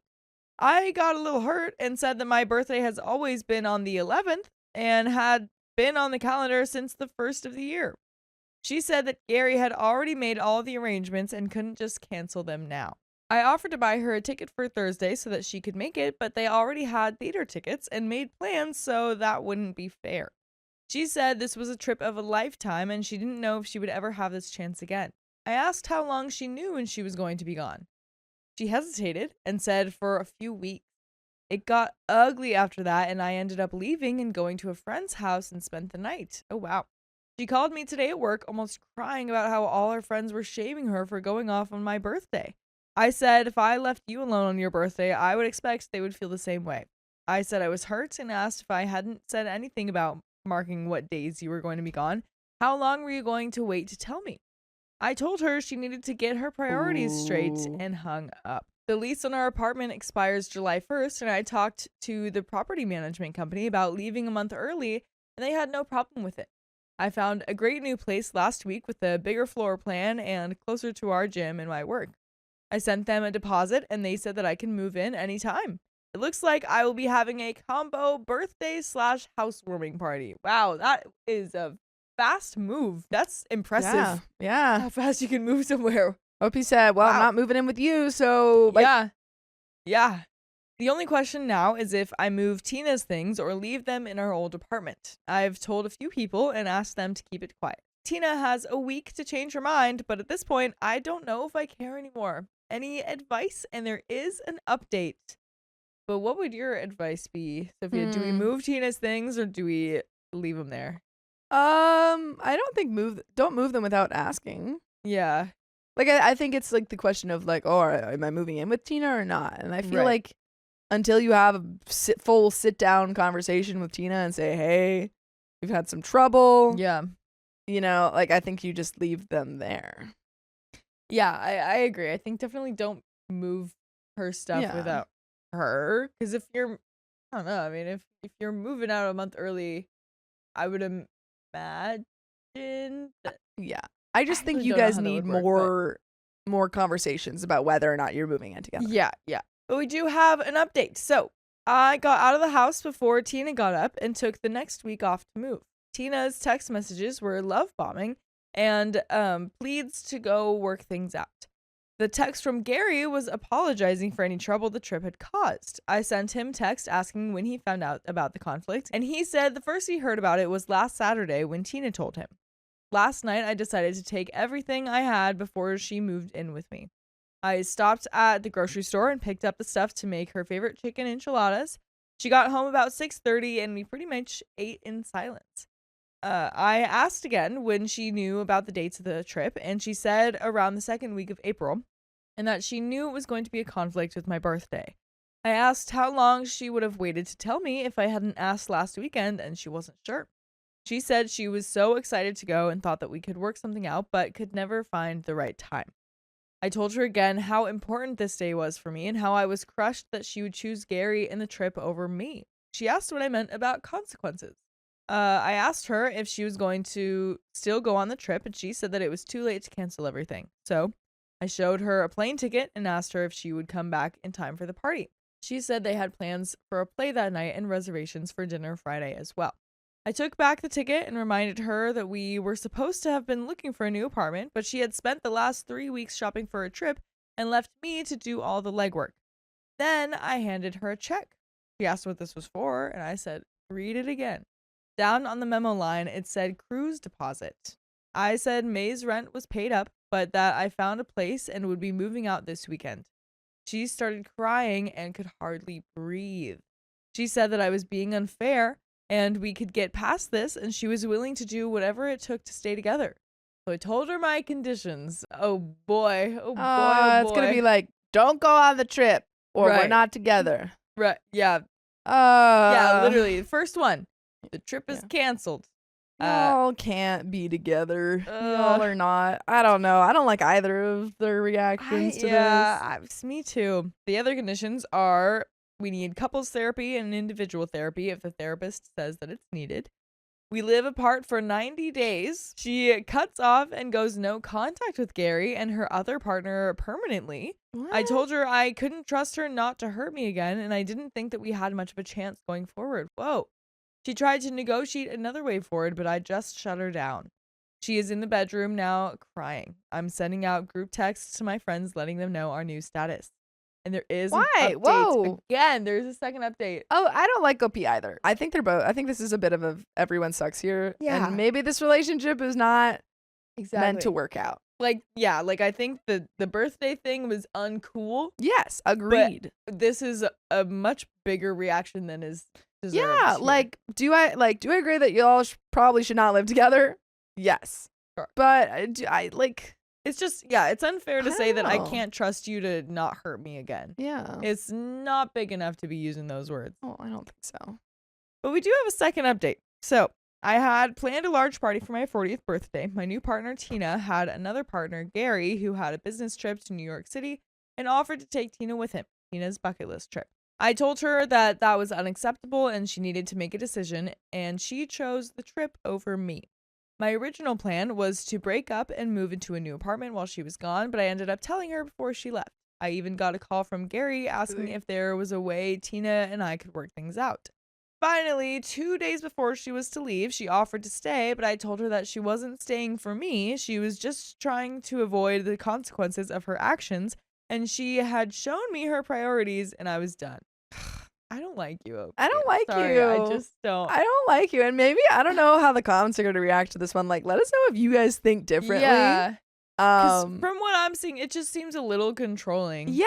Especially for a poly For relationship. a poly relationship to be this controlling. Yeah. Like, there was so many. Again, she is in the wrong for planning something knowingly on his birthday without talking to him. Sure. However, there were so many ways that we could have solved this Exactly. situation without resorting to Exactly. ultimatums and breakups. But Yeah. it's clear that you're not really invested in this relationship. Right. Sunday was the housewarming with the 12 friends that helped me move so fast. Thursday night, 75 made it to the birthday party. Wow, that's a whole lot of friends. That's a lot. The That's party. crazy. That's a big party for a Thursday. Yeah. Yeah.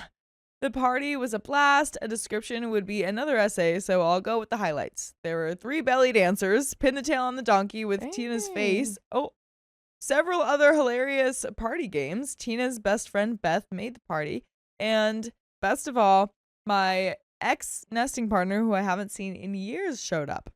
Crystal, who helped organize the party, made sure the story of Tina's trip was common knowledge. She posted dozens of pictures to my social media and sent a few choice ones to Tina as well. You guys suck. You guys are messy. You guys kind of suck. Why does that need to be common knowledge? Why? OP already sent it around. Yeah. You guys suck. Oh my god. I don't like any of you. Wow. Later in the evening, I got to talk with Beth, who told me that she had talked with Tina twice since she left, and both times she sounded terrible. Beth said Tina still loves me dearly and I should give her another chance. I have received many texts and voicemails from Tina since she left, but haven't paid any attention to them yet. Saturday, Tina's flight lands around noon, so I just can't wait for that. I will meet with her if she has something that she wants to say, but after that, I will block her. And there is a third update. Oh my god. I have no idea how you have managed to have Yeah. to be doing like polyamorous relationships for 13 years 13 and are reacting years. like this. But we have a third update, so let's see how much worse it gets. Yeah. So I reconnected recently with a former nesting partner, and we still had some spark between us. And after a day or two together, she said that she wouldn't mind picking up where we left off. The reason we broke up is I moved halfway across the country for a career move, and we realized that neither of us wanted a long-distance relationship. I told her I felt the same, but it might take a couple of months to line up a job where she lives, so we planned for me to move in August. A major issue is that she has a nesting partner that she is trying to de-escalate and unwind from even before we reconnected.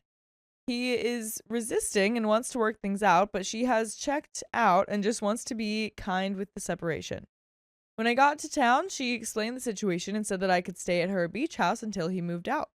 So I settled in and went about getting used to my new position at my job and reconnecting with her. A couple of weeks go by and I get to meet Tom, my soon-to-be ex-nesting partner, and it was really awkward.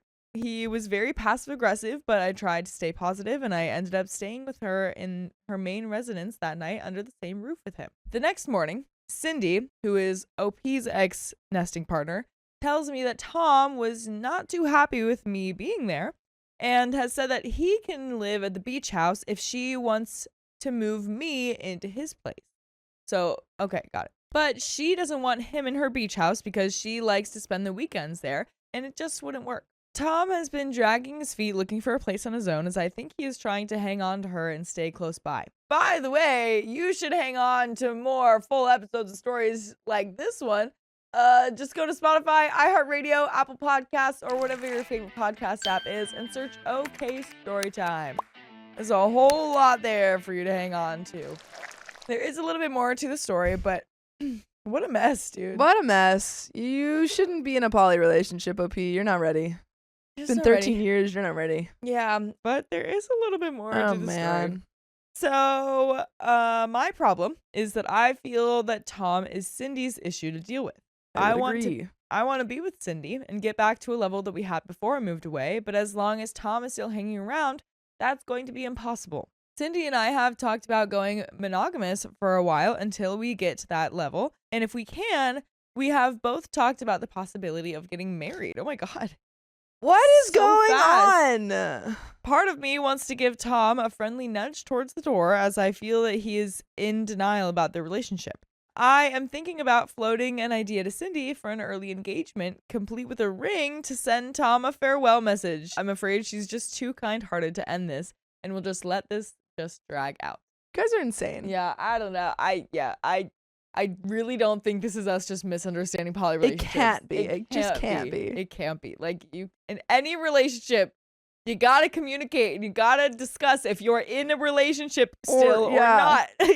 Truly. That's important. And also, don't share social media images or whatever about your ex because you hate a decision they made. Don't do it. Don't do it. Don't do it. My girlfriend wants to take her ex-husband to her work party instead of me. Oh, that's a little weird. I've 35 male, been with my girlfriend 44 female for 9 months. When we met, she was open about the fact that she had fully separated from her ex and that they would be starting official divorce proceedings. Those started around 1 month ago and are basically in the early stages. By the way, this comes from Confused Throwaway 232, and if you want to submit your own stories, go to the OK Storytime subreddit. I am Savannah, I'm Carly.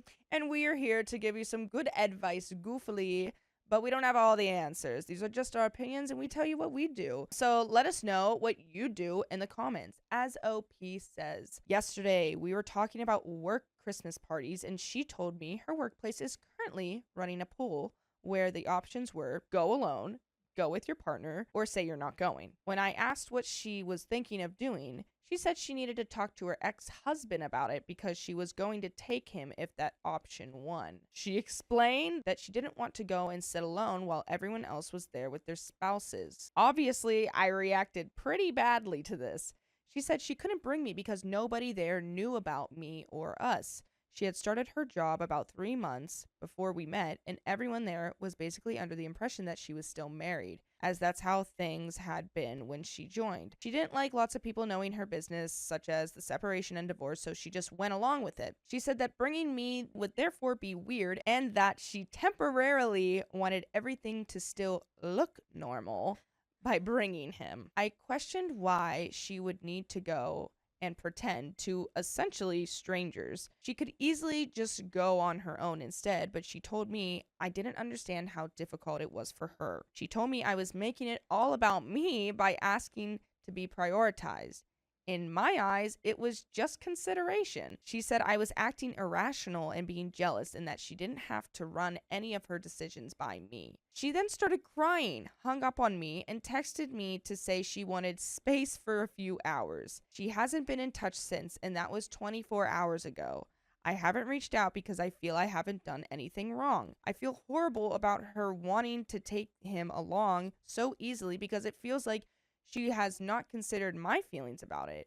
We haven't had a conversation about it. She just told me. To me, it feels a little disrespectful to me and our relationship. I know we haven't been together long either, so maybe I have no right to be involved in her decisions, but I would expect to at least have a conversation about that because that decision does directly affect us. I also don't understand why she needs to go and pretend to people she doesn't really know, and why she wouldn't have just been able to take that opportunity to explain. I don't know if I am just being selfish, like she said. I've never been married, so I don't know if I have just majorly downplayed everything and been inconsiderate.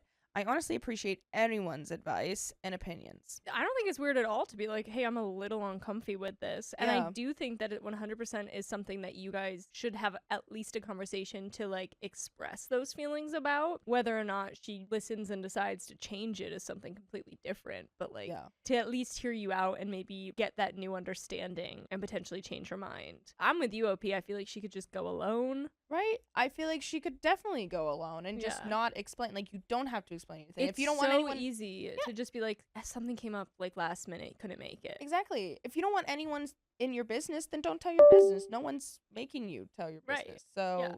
you know, I feel like that's just you. Like, she's making it feel like everyone's going to be on her. And, like, Right. they're going to be like, what? Where's your husband? Where's, this and that? I feel like most work functions, like, they wouldn't care. Yeah, they'd be like, oh, they can't make it. Yeah. End of story. I'm going to go get a drink. We're going to go to the comments now. $50, she's still banging her ex-husband. $50, she was probably cheating on her husband and OP was, or maybe still is her side piece. Not the a-hole. This is a massive red flag. You're worried about reacting badly, but the real problem is that 9 months into a relationship, she's actively choosing to prioritize the appearance of an intact marriage over publicly acknowledging her actual relationship with you. She isn't worried about people knowing her business. She's worried about admitting she has moved on before the divorce is final, which suggests she is keeping open the option of reconciliation. The excuse that it would be weird to bring you but normal to bring the man she is divorcing is absurd and deeply disrespectful. Demand honesty and transparency or walk away, because right now you are her secret and the ex is her preferred public face. OP responds, I've read this over and over again because it articulates and validates so much of my thinking. That whole thing about actively prioritizing an appearance of an intact marriage is what felt so ironic and also uncomfortable when she told me I was being selfish for demanding, which I wasn't, to be prioritized. Thank you for this comment. And there is an update. Who filed, and did I definitely know they were divorcing? My ex-girlfriend had always made out that she had begun proceedings. Honestly, I don't know for definite that they are, but she did have a few meetings with a lawyer when I was with her, and she'd moved into her own place in March. To me, all the signs pointed that way, but of course it may have not been the truth. Why would her not ex-husband agree to go? This is a solid question.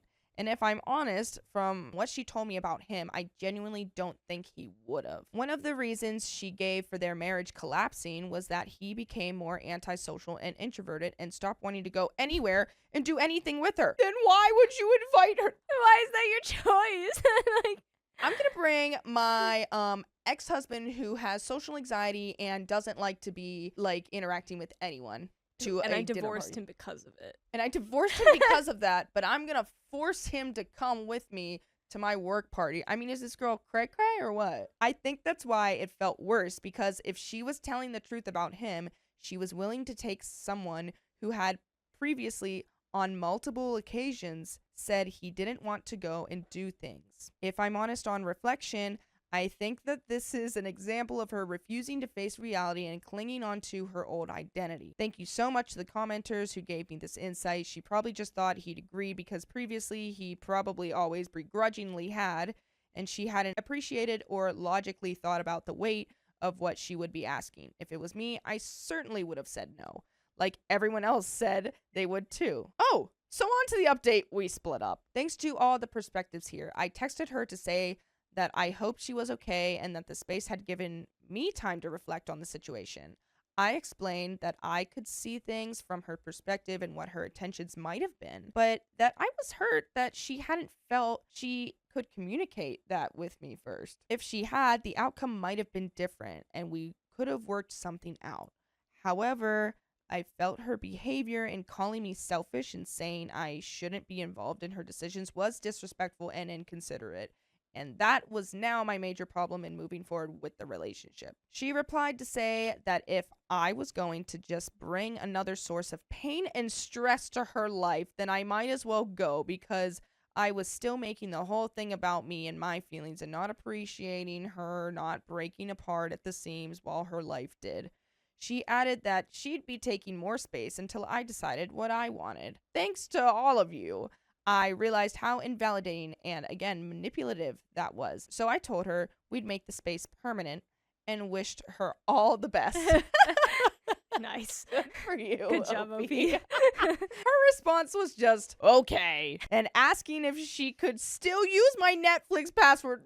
No! Netflix comes with me, not with you. Oh, I changed it. Then she texted again a little while later asking why I changed it and if I could put it back because it had locked her out of a show she was watching. I had a good laugh to myself about the irony of decision making without running it by her and didn't respond. On to better things and a definite lesson learned for the future in seeing the red flags. I also just wanted to thank the commenters who have lived it and shared their experiences. It did make it easier to understand what her motivations and intentions might have been for carrying on as normal. As I said in a previous comment, she has had a bad experience with a previous job and was out of work for some time in between.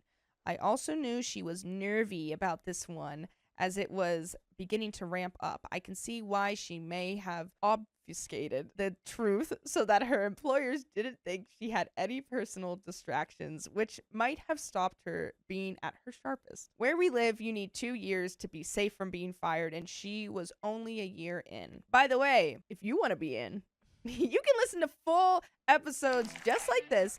Go to Spotify, Apple Podcast, iHeartRadio, or your favorite podcast app, and search OK Storytime. I can totally get why someone suddenly on their own with individual finances plus lawyer fees and divorce settlement, if true, fees, would not want to risk their income suddenly being shut off or being back out of work for a long period. Having said that, I also agree with everyone that there's a difference between obfuscating the truth and showing up with your ex and essentially playing pretend, when there was the option of going alone and just making an excuse for them. Though I guess I can also see why maybe that would feel a little awkward or uncomfortable being surrounded by others. End of the day, if she had come to me and explained, maybe we could have worked it out. However, she didn't. And everyone was right that her behavior and attitude towards me and the situation was incredibly disrespectful and problematic in the end. And that is all of that story. I can totally understand not wanting to go to things alone, but ultimately, like, you have to be able to do that. You can't just be like, well, I can't go alone so much that I, like, need my ex-husband here. Right? And, like, you feel more comfortable having your ex-husband there than, like, the person that you've been seeing for 9 months. Right. That is the end of this story, but we have another one coming up here right now. My girlfriend lied about another man for days, then cried when I caught her. Cry about it. My girlfriend, 29 female, and I, 29 male, have been together for 2 years.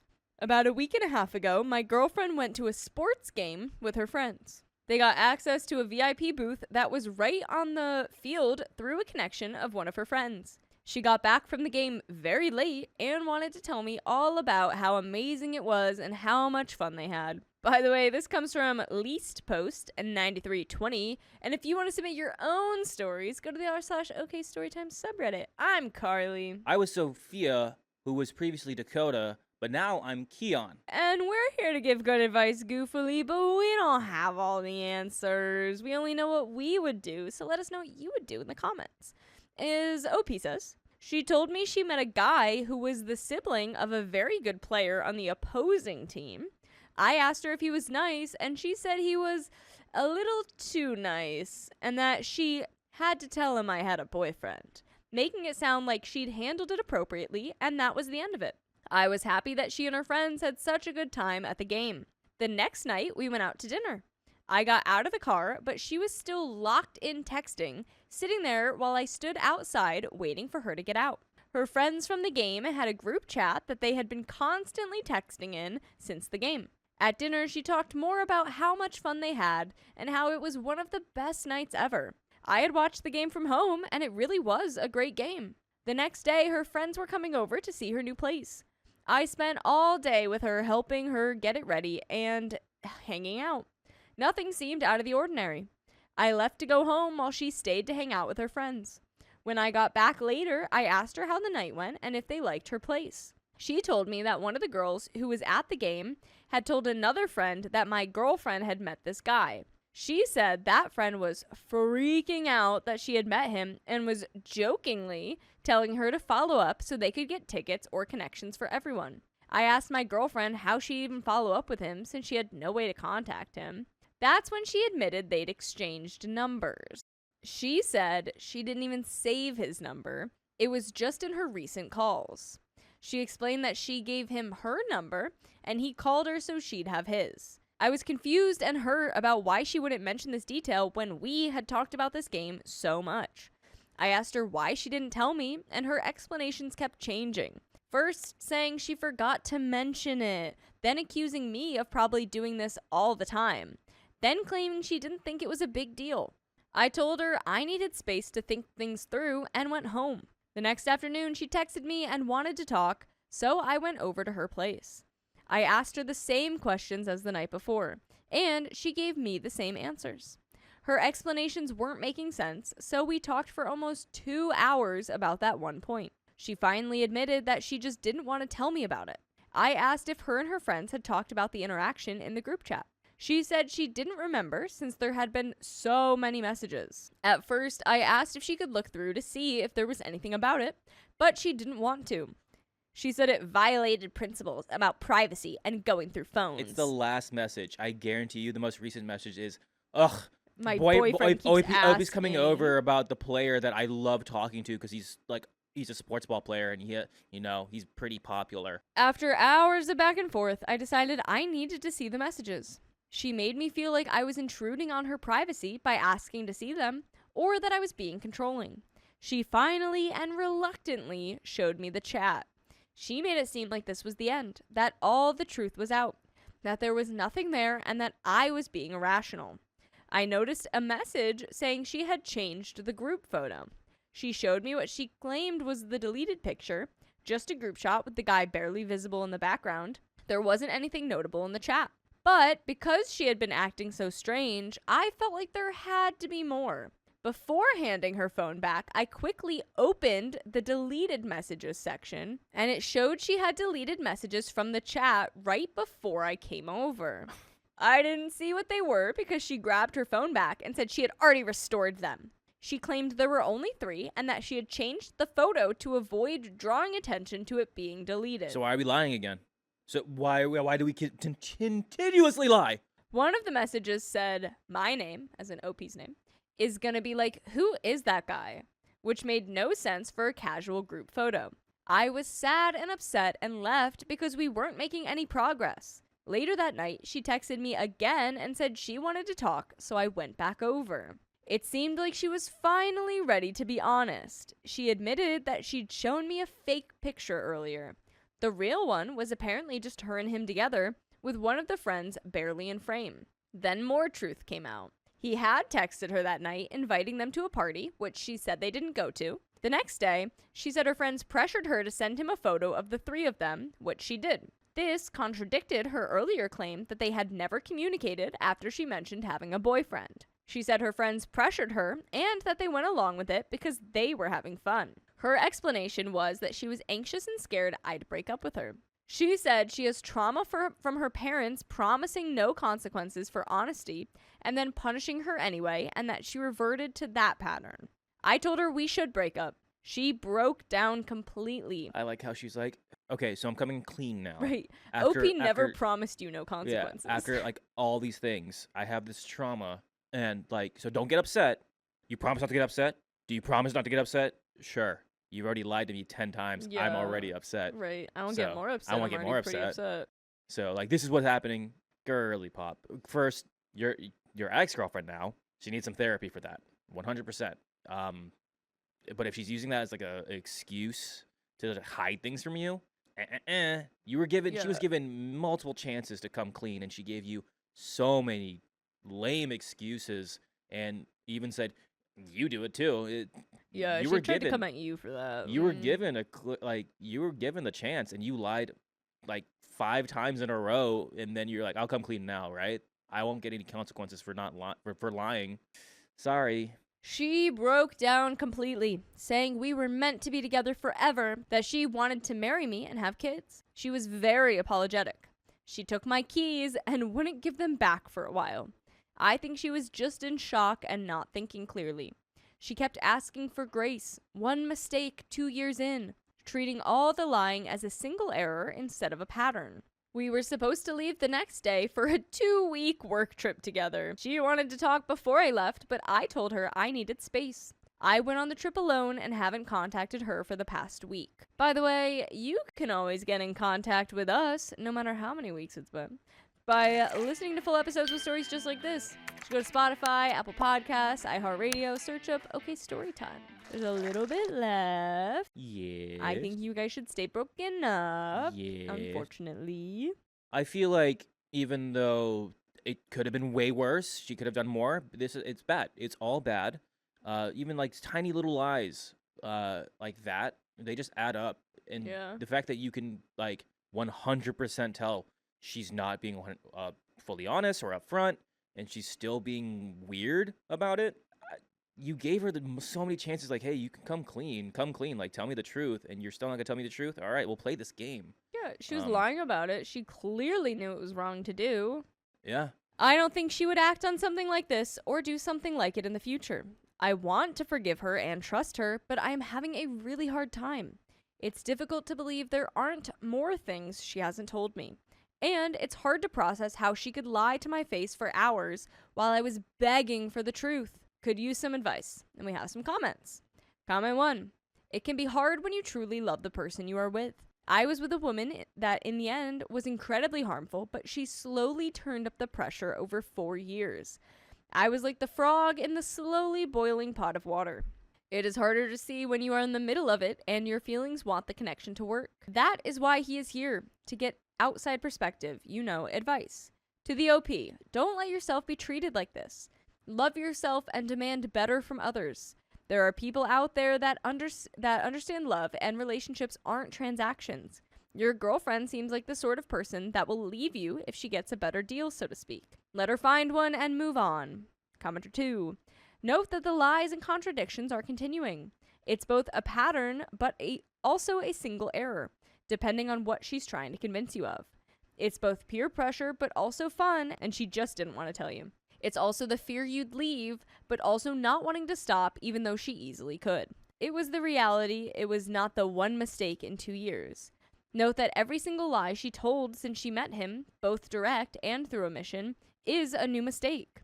She's made hundreds, thousands of mistakes since then, and that's assuming that you've actually arrived at the reality of what happened. And, I don't believe that's all of it. I doubt you do either. The reality is that it took nothing for her to act this way. Someone mildly interesting approached her, and she spiraled into a gossipy affair instantly.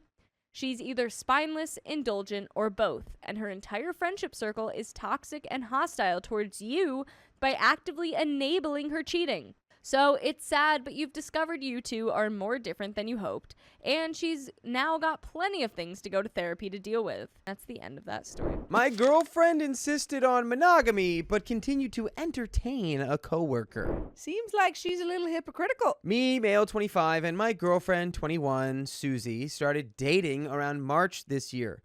When we started dating, it was already clear she would be out of the country for half a year doing a practical semester from August 25 to February 26. By the way, this comes from user GrapeAgitated4214, and if you want to submit your own stories, go to the r/OK Storytime subreddit. I'm Dakota. I'm Sophia. And we're here to give you good advice goofily, but we don't have all the answers. We just know what we do. So let us know what you do in the comments. And OP says, I wasn't sure if getting together in those circumstances was the right thing to do, but we got really close really fast. We had really open and honest conversations, and when at the start of May she said she loves me and asked for a stable monogamous relationship and to stay together long distance for the 6 months she would be away, I agreed, as I had grown to love her too. Aw. For more context, I have had bad experiences with long distance relationships in the past. My ex-girlfriend and I had slowly grown apart when she was away for a year, leading to her ending things over WhatsApp a few days before getting back to our country, and me later learning that she had cheated on me there. As this had left me quite wounded and not wanting that experience again, I sat Susie, my current girlfriend, down before she left in mid-July, and we talked about what we expected from our long-distance relationship. We promised brutal honesty if something about our feelings changed, and I offered that we could open up the relationship for the time she was away. Whoa. Okay. So OP said, I'll even let you do this. Just be honest. You can't cheat on me if I give you permission. Yeah. She didn't want that, and we both Oh. wrote down what we wanted from this relationship. One of the things both of us wrote down was presenting ourselves to others as being in a monogamous relationship. Another one was that if we got the feeling the relationship was holding us back in any way, we would talk about it and make adjustments rather than living with the feeling of being caged. As she had an affair in a previous relationship where she tried to solve it by opening the relationship after it had already happened, which she told me knowing that this was a huge mistake on her end. Wait, I'm sorry. She Right. had an affair and then tried to open the relationship. Yeah, I believe so. I would be so wary of having a long distance relationship with this girl. Well, that's kind of ambiguous the way it's written, but I feel like it is her that think had the so. affair, and I then she's like, think well, we'll open the so. relationship. But that sounds psychotic. We also talked specifically about that being an absolute no-go. If we wanted to change the nature of our relationship, this needed to be a discussion between the two of us way before anything happened between her and someone else, or me and someone else for that matter. Fast forward 2 months. Susie is away, living in a closed community, working with people with disabilities as an intern. And a full-time worker, 38 male, starts hitting on her, offering messages, asking for her age, and flirting. She tells me this via text, and my immediate reaction is, this is weird. If some near 40-year-old higher up in my company would start hitting on the female interns half his age, I would offer to go to HR with them, as this is not a healthy power dynamic and inappropriate behavior in the workplace. That wasn't her reaction, though. She tells me she doesn't know if she's interested in him and that she's liking the attention he gives her. I ask if she has told him she has a boyfriend. She hadn't. And that feels like that's all she wrote right and there. Yeah, and that's it. I honestly, I understand. I think that like there are situations where maybe like opening up the relationship or having that conversation prior would have been good. But I think that OP was so worried about being cheated on that he's like, I'm not even going to give her that option. I'm not even, I'm going to make sure that she literally can't textbook cheat on me. Because I'm going to leave the door open. Yeah. And I think that you shouldn't have done that, honestly. Yeah, but you know. But however. She came back and said, I don't even want that, and we're not going to do that. And now this guy is giving her attention, and she's like, but I like it, though. I think that, like, the fact, like, I don't think any of this is your fault. I think that she's a cheater, and she's cheating again. She's a pumpkin eater. But I think that, like, going forward, OP, you don't want, it doesn't seem like you really want non-monogamy. So I feel like we just need to set the precedent. If you go off and find someone else, we're done. Honestly, the way she's talking right now, I think it's already done. I agree. I would be ending things right now. It being is like, done. just based on what you said, I don't think this is going to work. Exactly.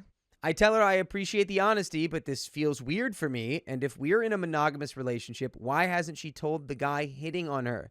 She says she just told you that she has a crush on him. She says she doesn't want anything from him at the moment. Assures me she still wants a monogamous relationship with me as she loves me and will tell him she has a boyfriend. She just said, I don't want anything from him at the moment. Yeah. Break up with her. I think it's I don't like that. What? I ask her about the not interested at the moment formulation, and she brushes it off with a generic, nobody knows how they'll feel in a few months. Huh? But I'm sure I don't want anything from him right now. Huh? And I only want a platonic friendship at most. Huh? No, and that's it. And that's curtains. You say, no, you clearly, that's not, Yeah. I don't know. I think OP, my advice for you going into your next relationship, because you're breaking up. I'm manifesting. My advice for you going into your next relationship is figure out what you want before you get into one. They And- did. No, They no, no, did. no, They no, no. sat down and made a list of all the things they wanted before they did long distance. That's not what I'm saying. I'm saying before you even get into a relationship, decide, do I ever want an open relationship or do I just want a monogamous relationship? And if you just want a monogamous relationship, keep that boundary throughout the whole relationship. Doesn't matter if they go long distance. Doesn't matter if they meet someone. Like, you are monogamous, and if they want to change that, then you break up. A few days later, I ask her what happened with him, and she casually tells me that she's told him she has a boyfriend.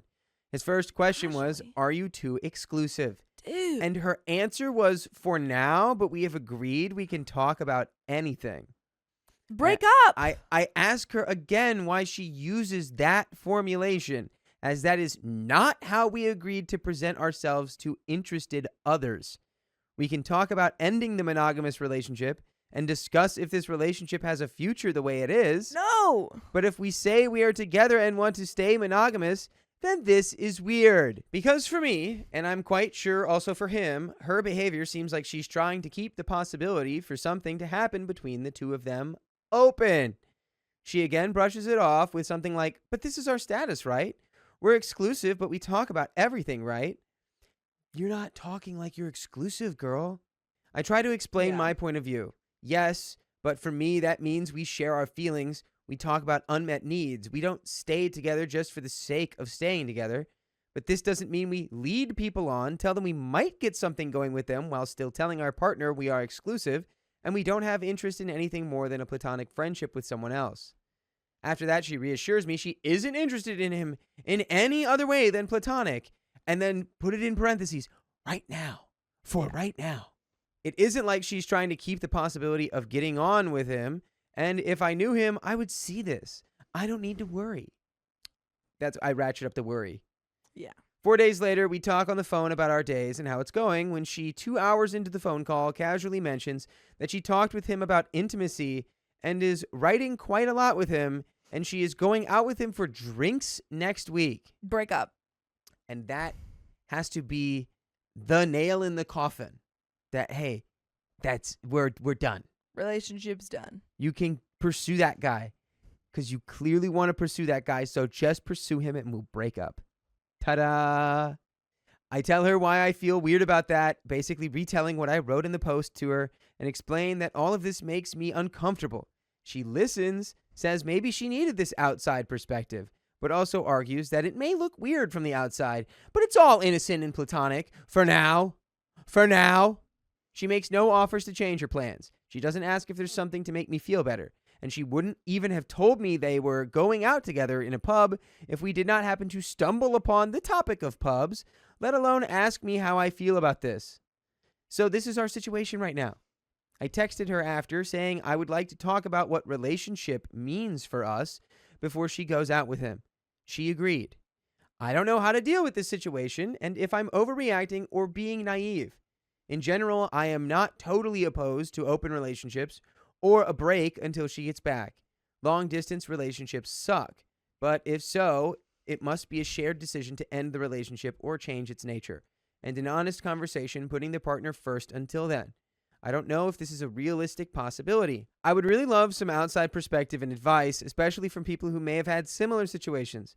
At this point, I'm unsure if I'm reacting unreasonably. You're Hoping the underreacting. Hoping the fine folk on the internet might give me an outside perspective and help me decide what to do.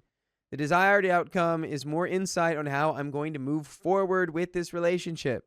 And there are comments. We don't think you should move forward. Break up. Break up. Do the breakup. Break up. Don't make it open. She wants to cheat on you with this guy. She wants to cheat on you. She is emotionally cheating on you. Break up with her. We're donezo. Comment 1. Didn't read all of this. You offered to change your relationship to an open one, and now she wants to sleep with another guy because you said you were cool with her sleeping with other people as long as she told you. That's not what he said. You didn't read the whole post. You did not read that post. Yeah. So I'm just going to go to OP's response. Okay. To reiterate, she was the one wanting a closed relationship in the first place. I offered an open relationship before she left to deal with the struggles of long distance. She declined and didn't want that. So we agreed we have a closed relationship. She tells me this guy is hitting on her. I say I find it weird she isn't directly telling him she's in a closed relationship, asking if this is still what we both want. She says yes. She still doesn't want an open relationship. She doesn't want anything from him. She still goes forward basically dating him, telling me she is and wants to be in a closed relationship with me. She is not telling me she wants to sleep with another guy. I never said I am cool with her sleeping with other people as long as she told me. Sorry, but I don't see your reasoning here.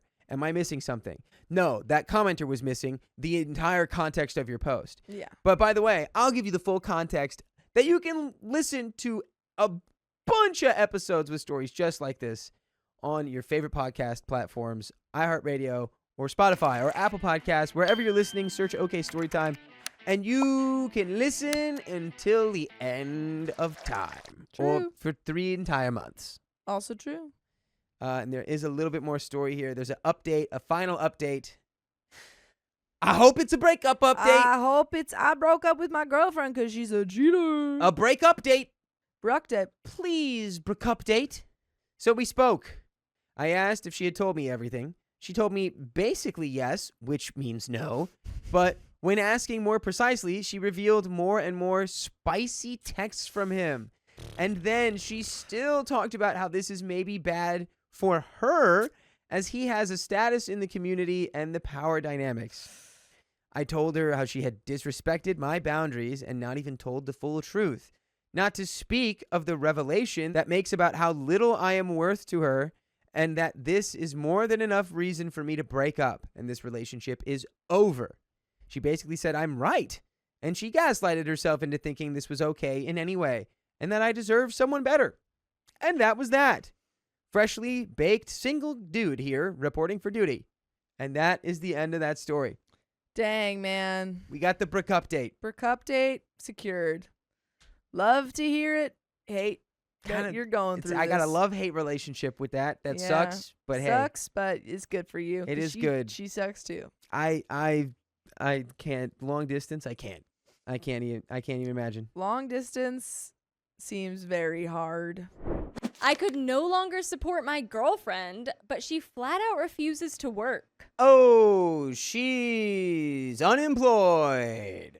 I, 27 female, started a long distance relationship with a girl, 30 female, I met through a friend, which lasted about a year and culminated her moving across state lines to be with me in the city. Everything was great, and we were truly in love with each other. By the way, this comes from Epicyclers, and if you want to submit your own stories, go to the r/OK Storytime subreddit. So, because she moved across state lines, and because she expressed the desire to leave her toxic field of choice and try her hand at something more banal, I agreed to take on the burden of supporting her for a while until she had a job. She would take on most of the cleaning and groceries, etc., while I was at work. I even agreed to sleep on a mattress in the kitchen because she had chronic insomnia problems and required very specific constraints under which she got sleep. I could not tolerate these while working. I feel like I've done everything I could for her, including taking care of her expensive medical needs, which destroyed my savings. After around 1.5 to 2 years, I started to develop an anxiety disorder under the stress of supporting her. Ugh. What had at first been something I was willing to do out of kindness and love quickly became a consent issue and had turned into a burden. Fast forward now, 4 years after she came to the city and still no job. I am a nervous wreck and I feel completely emotionally run down by the burden of supporting her. I've destroyed my body by putting on weight due to the stress as well. I used to be pretty happy and carefree, but now I'm just depressed and anxious all the time. Well, it sounds like we know this isn't good for us anymore, so we gotta take steps to rectify it with, like, counseling or anything. We're talking. We have a non-existent spicy sleep life because my spicy sleep drive has tanked completely. I don't know what to do because I still love her and we have a loving romantic relationship otherwise. She's never really done anything wrong, if that makes sense. She's been loving, helpful, and genuinely seems affected by not succeeding in finding a job and helping shoulder the burden. I never really cared for my mental health much before, but it's really starting to affect me. I'm sorry, but the notion that she can't get a job anywhere After 4 years. is absurd. Insane. Maybe if she's thinking of, like, the one specific job she wants, but when it comes down to it, you have to be willing to make income where you can get it. Yep. I've become emotionally unstable, and sometimes the stress and resentment come through in my interactions with her. The hardest part about this is that I can tell she's trying and just failing. I've tried to help, and I've been rebuffed several times and only able to help a bit, but otherwise, she hasn't done anything wrong. If she has, I haven't been able to tell what she's doing wrong in particular, because I can't and don't want to be there 24/7 to monitor every job application. But I am resentful because I feel like I've sacrificed everything from my body to my mental health to make this relationship happen, but it's just not happening. What do I do? To make it clear, this is a big deal-breaking issue for me that I've told her is my primary source of stress and anxiety. I don't see much change, and I think she's too ashamed at this point to give me updates, which just compounds my stress because of the radio silence. We have some comments. Comment 1. If I were in that position, I'd tell her I couldn't support her anymore because she's becoming a burden. I know you probably care about her, but I think you need to spell it out for her. Tell her how it negatively impacts your life and how you can't keep financing her. Tell her that you care about her a lot and that you wish you didn't need to ask her to get a job, but tell her it's your last resort. Tell her that it makes you anxious and stressed and how it's affecting your mental health. And after that, if she still hasn't done anything to get a job, then she doesn't care enough. No one that cares a lot about their partner would want to be a burden. They do their best to help out as much as they can. And there's a reply. OP says he believes she is trying and failing. He mentions she applies to jobs. So what is the problem? Is she only trying for a certain caliber of job she isn't qualified for and only becomes a less attractive candidate over time? Is her resume or references terrible? The one thing she clearly is doing wrong is rebuffing OP's help. OP is well within her rights at this point to call the relationship and say this is not working. I would not blame her, and that is a valid option. The other options I see them are to tell her that OP can't continue to be in a relationship with her while supporting her and she has X time, then needs to contribute financially or leave. That OP isn't breaking up with her, but she won't be able to keep living here and having her expenses paid. Frankly, I'd expect this to end the relationship if she can't get a job in that time. And finally, OP can say it's not acceptable that she is radio silent and refusing their help given it's been 4 years and supporting her is causing OP anxiety to the extent it is harming OP's mental health and poisoning the relationship. So OP needs to see her resume, cover letters, what job she's applying for, etc., and look it over and have some idea of what she is doing. OP will give her feedback if they can.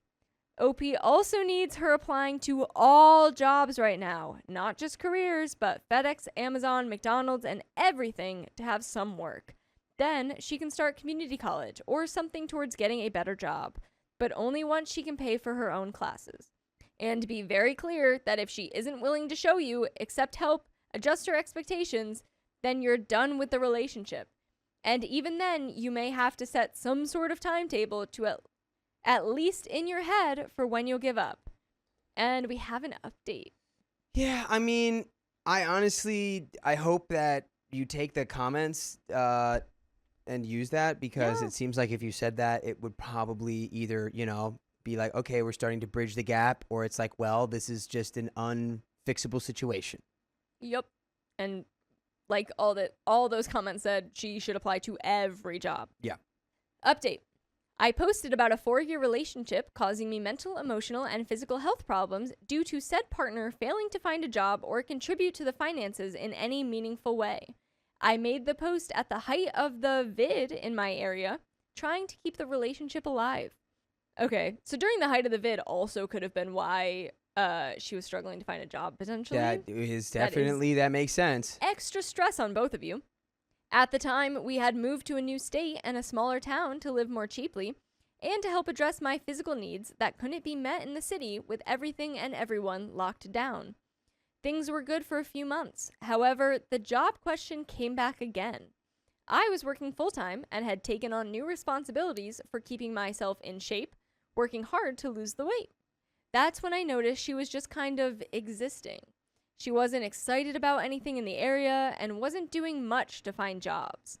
I had a talk with her in October, and we agreed that perhaps my request that she find a salaried 9-to-5 job could be relaxed, and part-time would be sufficient to help out. After all, I only needed 2 things from her: space from time to time, and her to help out in any way she could with the finances. The first of 2 final straws occurred that winter. I was working to build a new business from scratch, and I had to leave my job in order to do it, which meant around 4 months of negative income. It was going to be tight, but she agreed to help support by finding an easy job. This support never came. Ooh. She couldn't do it or didn't want to. I began to notice it felt more like the latter. As a result, we barely made rent in February, thanks to my taking on contract work on the side, effectively working 2 jobs. We had a huge fight in February over this. I wasn't willing to be that close to being homeless just because she didn't want to work a job that was beneath her qualifications. Jeez. I made it explicit that this was a deal breaker for me, and that I would not move an inch in the relationship until she started contributing in the way we discussed. She agreed. Another 5 months went by with no job. I think the only universe in which this is acceptable, that you're giving her this much leeway, is that it was during the vid. But even still. Yeah, during the vid when OP expected her to get a 9-to-5 job, that's tough. But then you pushed it down to part-time, and I'm sure by now, another year in, the vid was lightening up. And there were opportunities from work from home, online. There was some way. Yeah, for her stores to were still make open. something. Could have still gotten hired somewhere. Another 5 months went by with no job. At this point, frustrated with her lack of success, she asks me to move with her to her hometown and move in with her parents while she looks for a job where she had a network. I flat out refused, and we went on a break. I moved to a new state and hoped that maybe some space would allow me to think clearly about the relationship. By September this year, I realized I felt completely happy to be on my own and stress-free. We broke it off completely. To my knowledge, she still doesn't have a job as of this post. Oh my God. For the love of the game. For the love of the game. That's insane. The game of having no job. But to my knowledge, you can listen to full episodes with stories just like this. Just go to Spotify, Apple Podcasts, your favorite podcast app, and search OK Storytime. We have more. But I mean, you broke up. Yep. It's over. She still doesn't have a job. She's probably living back at home like she said. Yeah. And it seems best for everyone. I hope you learned your lesson. Fool me once, shame on you. Fool me for twice. 5 years. Yeah, fool me for 5 years, probably a little bit of shame on me. Yeah. I feel used, emotionally, physically, and financially mistreated, and hurt by how casually someone could run me into the ground like this. But I also feel hopeful about myself, and I'm seeing a therapist who's helping me unpack it all. Further, my business was worth it, and it's taken off and given me enough time and space to deal with all of this while maintaining a healthy lifestyle. Overall, the biggest downer is I feel like I've just wasted 5 years of my life with someone who I'm fairly sure was a subtle abuser the whole time. It hurts to say it, but the way I always feel like the bad guy, or the way she would guilt trip me and keep me from my friends, bad news. I'll never let anyone do this to me again. Woo! Good. We have some comments. Comment 1. You didn't waste 5 years. You saved yourself 50. This experience will help you if you decide to have another relationship. You will know how to identify positive traits and will not give too many chances when dealing with negative traits. You're much more likely to have a happy future. And that's the end of that. Oh, yeah. I agree. You've saved yourself 50 years of torment. Yes. Good job. You Yes. got there eventually. Took 5 years, but we got there. Yes. God, even like 5 more years I- would have been terrible. Jeez. My ex's new girlfriend told me to back off, but we broke up years ago. That's not my man. I do not claim him. Mm-mm. Ooh, I wonder if he's got some other girl who's trying to talk to him right now, and she thinks it's OP. A few days ago, my 30 female ex's 32 male new girlfriend, 27 female, texted me out of the blue and told me, at first politely and then not so much, to back the F off and not contact my ex anymore because apparently it's disrespectful and I should be over it by now. By the way, this comes from Dimension Honest 732, and if you want to submit your own stories, go to the r/OKStorytime subreddit. So, for some context here, my ex and I broke up roughly 6 years ago, but we're still friends. Why? Well, because we didn't have a reason not to. Our breakup wasn't a dramatic one, just two people who'd been together since their late teens realizing they wanted different things out of life. But since we still got along great and he had his daughter, my niece, who I basically helped raise, we decided to stay friends. The reason his girlfriend's message surprised me as much as it did is that A, it came really out of the blue, I didn't even know she had my number, and B, she has absolutely zero reason to be suspicious or anything. My ex and I do still hang out, yes, but always with either my niece or other friends. And on occasion, we go to school events for my niece, like when she has a performance or something. I genuinely don't think I've done anything with him one-on-one since, I don't know, since before our breakup, I think. The most one-on-one he and I ever do is when he drops off or picks up my niece. She has a room at my place, in case that matters, and we wait for her to get her things, but that's all. Also, his girlfriend and I have met before at my niece's, and then my ex's birthday, and she was nice both times. We didn't talk much, just regular, hi, how are you, nice to meet you, what a lovely dress, okay, bye. So I didn't think she had any issues with me. On top of that, I'm dating someone new too. So yeah, I'm not sure what her deal is at all. But when she texted me, my butt was halfway to giving my ex a ring and telling him to maybe have a chat with his girlfriend because something is definitely wrong. But another part of me really doesn't want to interfere with his relationship like that. That would have actually been the funniest thing ever if after being told to stay away from her boyfriend, you call him and tell him to check his girlfriend. My ex is a good dude, and from what my niece told me, and from what I've seen at the last 2 birthdays, he really adores her. Like, he genuinely gets puppy eyes when he looks at her, which that stoic man never does. He deserves to be this happy. He really does. And most importantly, my niece likes her too. That wasn't the case with 2 other girlfriends he'd had since we've broken up, so this is a huge issue I need to consider too. Telling him would put all of this in jeopardy, but like, what else am I supposed to do?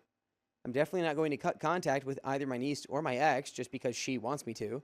No effing way. But she was rather insistent on the matter, so I don't think she'll leave it alone either. My flatmate is team tell him and get it over with, but she's with love a bit of a jerk, so I'm hesitant to take her word on anything. There is an update, but I mean, are we sending a message? Are we just going completely like ghosting and waiting for him to reach out? Like, what's the move? There's just so much toxicity here between, I think, that relationship. There's something that OP is unaware of that sparked this that is going on. Yeah. Maybe like it's something that maybe the ex-boyfriend isn't even aware of. Like, what if he said her name in his sleep? Ooh, or like imagine he said something like, like OP would have never said that to me.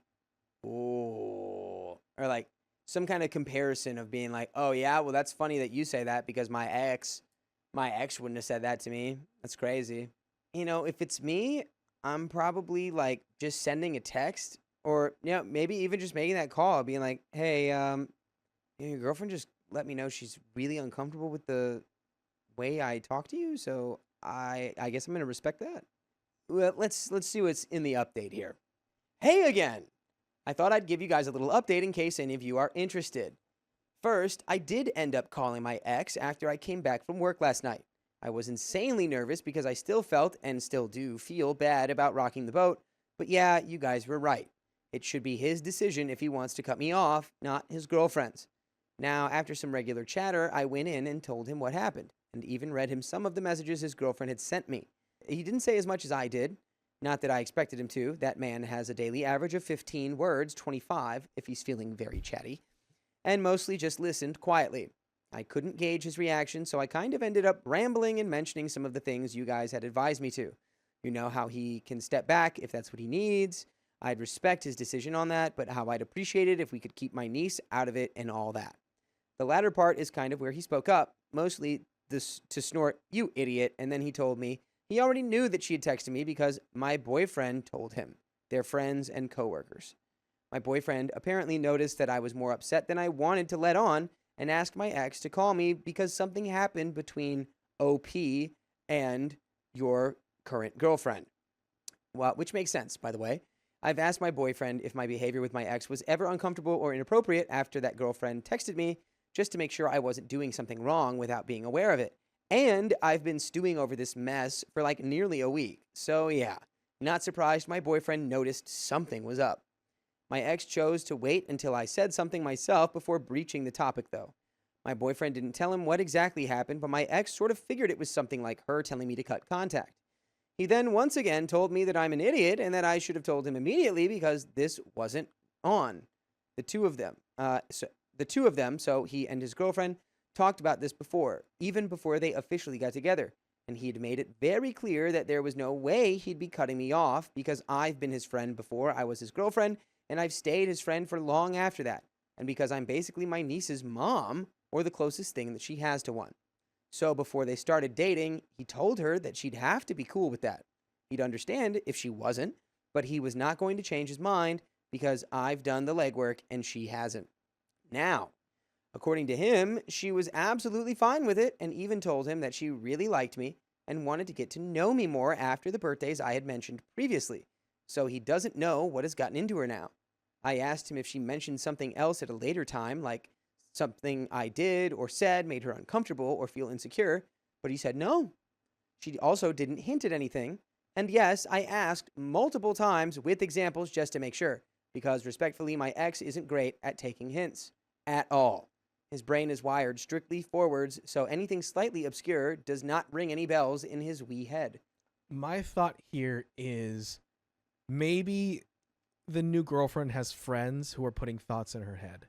Yeah, that's always probably a good, suspicion number one would be the friends, or maybe she just like saw like a video online or something where it's like, if you're, like a TikTok where it's like, if your ex, like the 3 giant warning signs, 3 red flags with your current boyfriend, if he talks to his ex.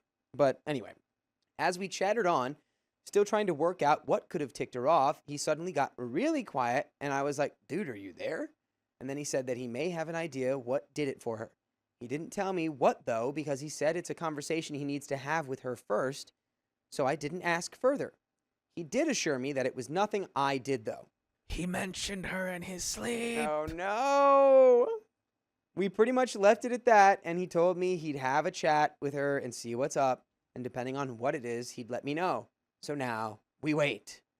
Oh, and we both kind of hope that she left it at contacting me and didn't talk to my niece about this. She's kind of been in a funk all week, but keeps telling us it's nothing, so we kind of assumed it was hormones or stress and told her to take it easy. But since the dates of her bad mood and the girlfriend messaging me line up, we're a bit worried that she mentioned something or asked my niece to cut me off or whatever. Anyways, thanks for the advice you guys gave me and for telling me to just get it over with. I genuinely don't think I would have done it otherwise.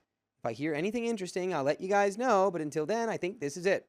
There's a edit, more info. I think a lot of people are confused by my niece being my niece and also my ex's kid. Sorry, should have reiterated that before things got muddled. A short stack of facts. My ex is a young dad. He and I got together roughly a year after she was born, but he only introduced me to her when she was 2.5. Since I was still pretty young then, I wasn't super comfortable with being called mom, so my niece, quote unquote, ended up calling me auntie. This stuck as she still calls me aunt to this day, and I call her niece, but we're not related by blood. Her bio mom is not and has never been in the picture. I did all the mom things, from potty training her to seeing most of her first to going to her parent-teacher conferences and whatnot. This is why my ex says I'm the closest thing she has to a mother. And by the way, we'll mother you. If you listen to full episodes with stories just like this on your favorite podcast platform, whatever it is, just search OK Storytime, and you can listen to the full archive of juicy stories just like this one. Okay, story time is like family. OK Storytime Only is a family. closer.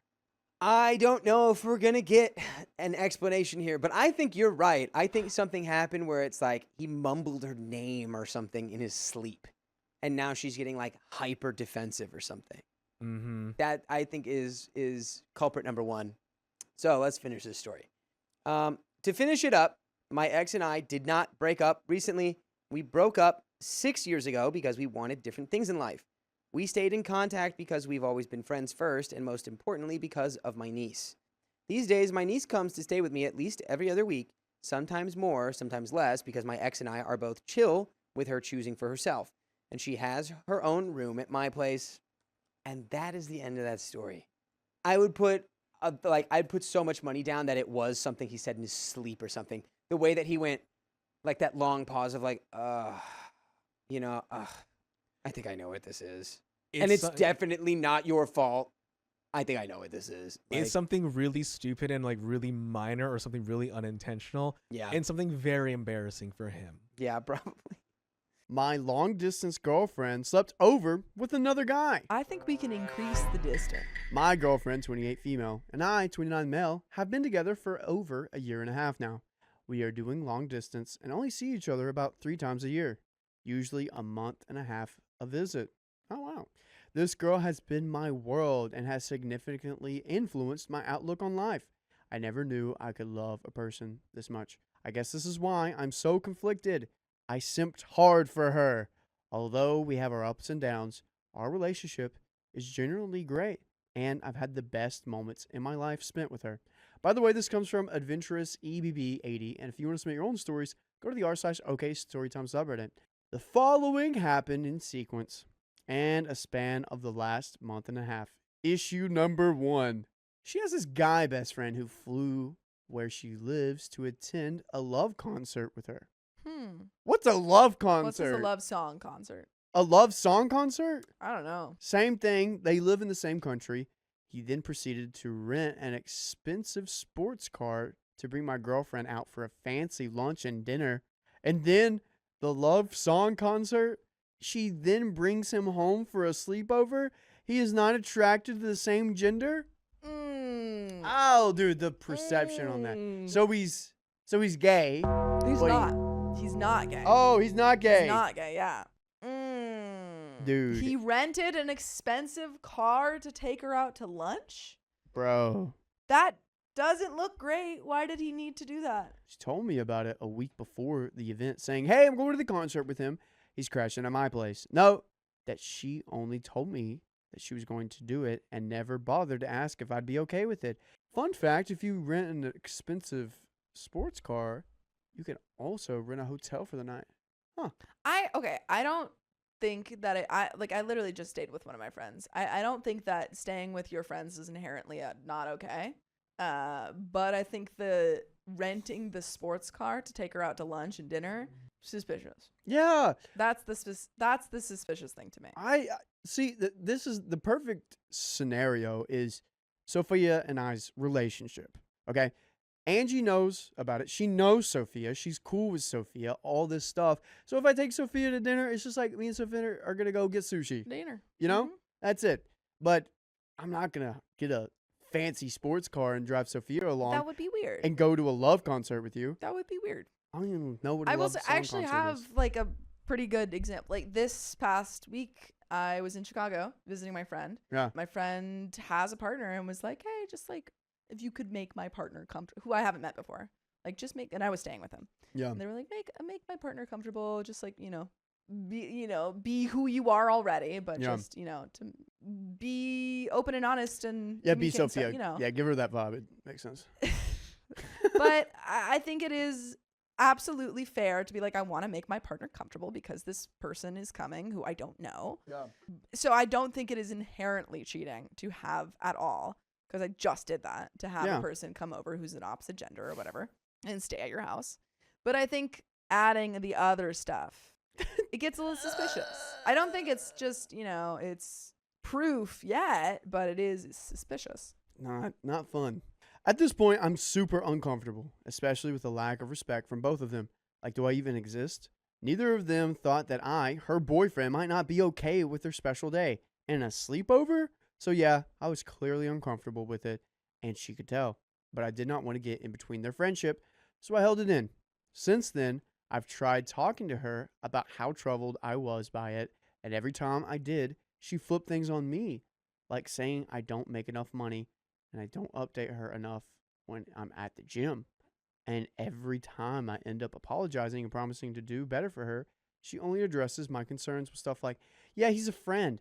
I've known him for ages. I did not cheat on you. I can't change the past. What do you mean you can't change the past? She never showed genuine empathy for the pain she caused me, never saying things like, I'm so sorry, I will never do that again. Her apologies always seemed to have an annoyed tone. That's the thing. It's like she's not attempting to make OP comfortable at all. Yeah. Again, could be totally platonic, but like introduce your partner to this person. You Yeah. know? Make an effort. If this is your best friend or like a close friend and you are, care about your partner, then let's make an effort. Also, love song concert. Interesting. She had tears in her eyes, side-eyed me and said, I already told you that I'm sorry. This happened in person.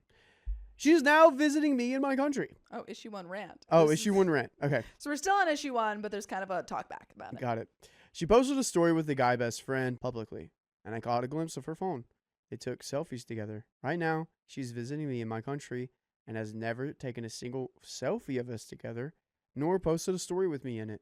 I confronted her about this, and her response was, him and I don't see each other often. And I was thinking, WTF, what about us? We are literally doing long distance. They don't see each other that often either. She also tends to compare my capabilities to the guy best friends. Bro, you're the side man. Oh, yikes. Yikes, yikes, yikes. I don't like this one bit. She's gaslighting you. She's putting the blame on you for different things so that you forget that you're supposed to be upset about what she's doing. She puts me down and puts him on a pedestal.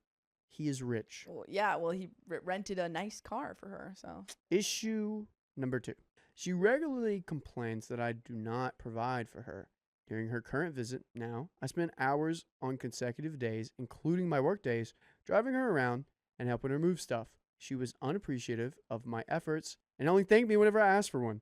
We discussed the provide matter seriously, and I laid out everything I could provide.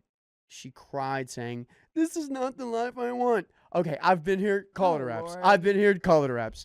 You don't have to, if what you bring to the table is not enough, call it a raps. Yeah. I mean, if she's complaining, if she's saying, this is not what I wanted, then okay. Yeah. Bye.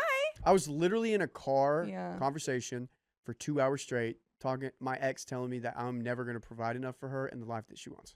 Dude. I should have just called her raps in. Yeah, I mean, if they're saying that, go find someone else. There is a difference between saying, hey, this is what I want for a life, let's build towards there, and Yeah. saying, you're not providing me what I want Yeah. right now. So You yourself cannot provide me what I want. To a It's like, 20-year-old. okay, why are we together then? Yes. She says that just my time and effort is not enough. Basically saying I need to spend more money on her, I guess. After all this, I broke down crying like I've never seen before, sobbing like a little witch, teared for days. I thought to myself that she was not the same person I loved so dearly. I felt I have once again let myself down. And after a few days of not talking, I made up my mind to end things. Breakup attempt. I expressed that I don't feel appreciated, and the lack of respect from her and her guy best friend are a deal breaker for me. She saw the extent of it and finally became more apologetic this time. She convinced me to give the relationship another go, and I reluctantly did. No. Issue number 3. Ooh-wee. We traveled to Korea. I was using her phone to take a photo of her, and a message came from the guy best friend. He called her babe. I confronted her about it and asked if she calls him babe too. She told me that she does. Tells me it doesn't mean anything. It really got me uncomfortable. especially after the breakup attempt happened.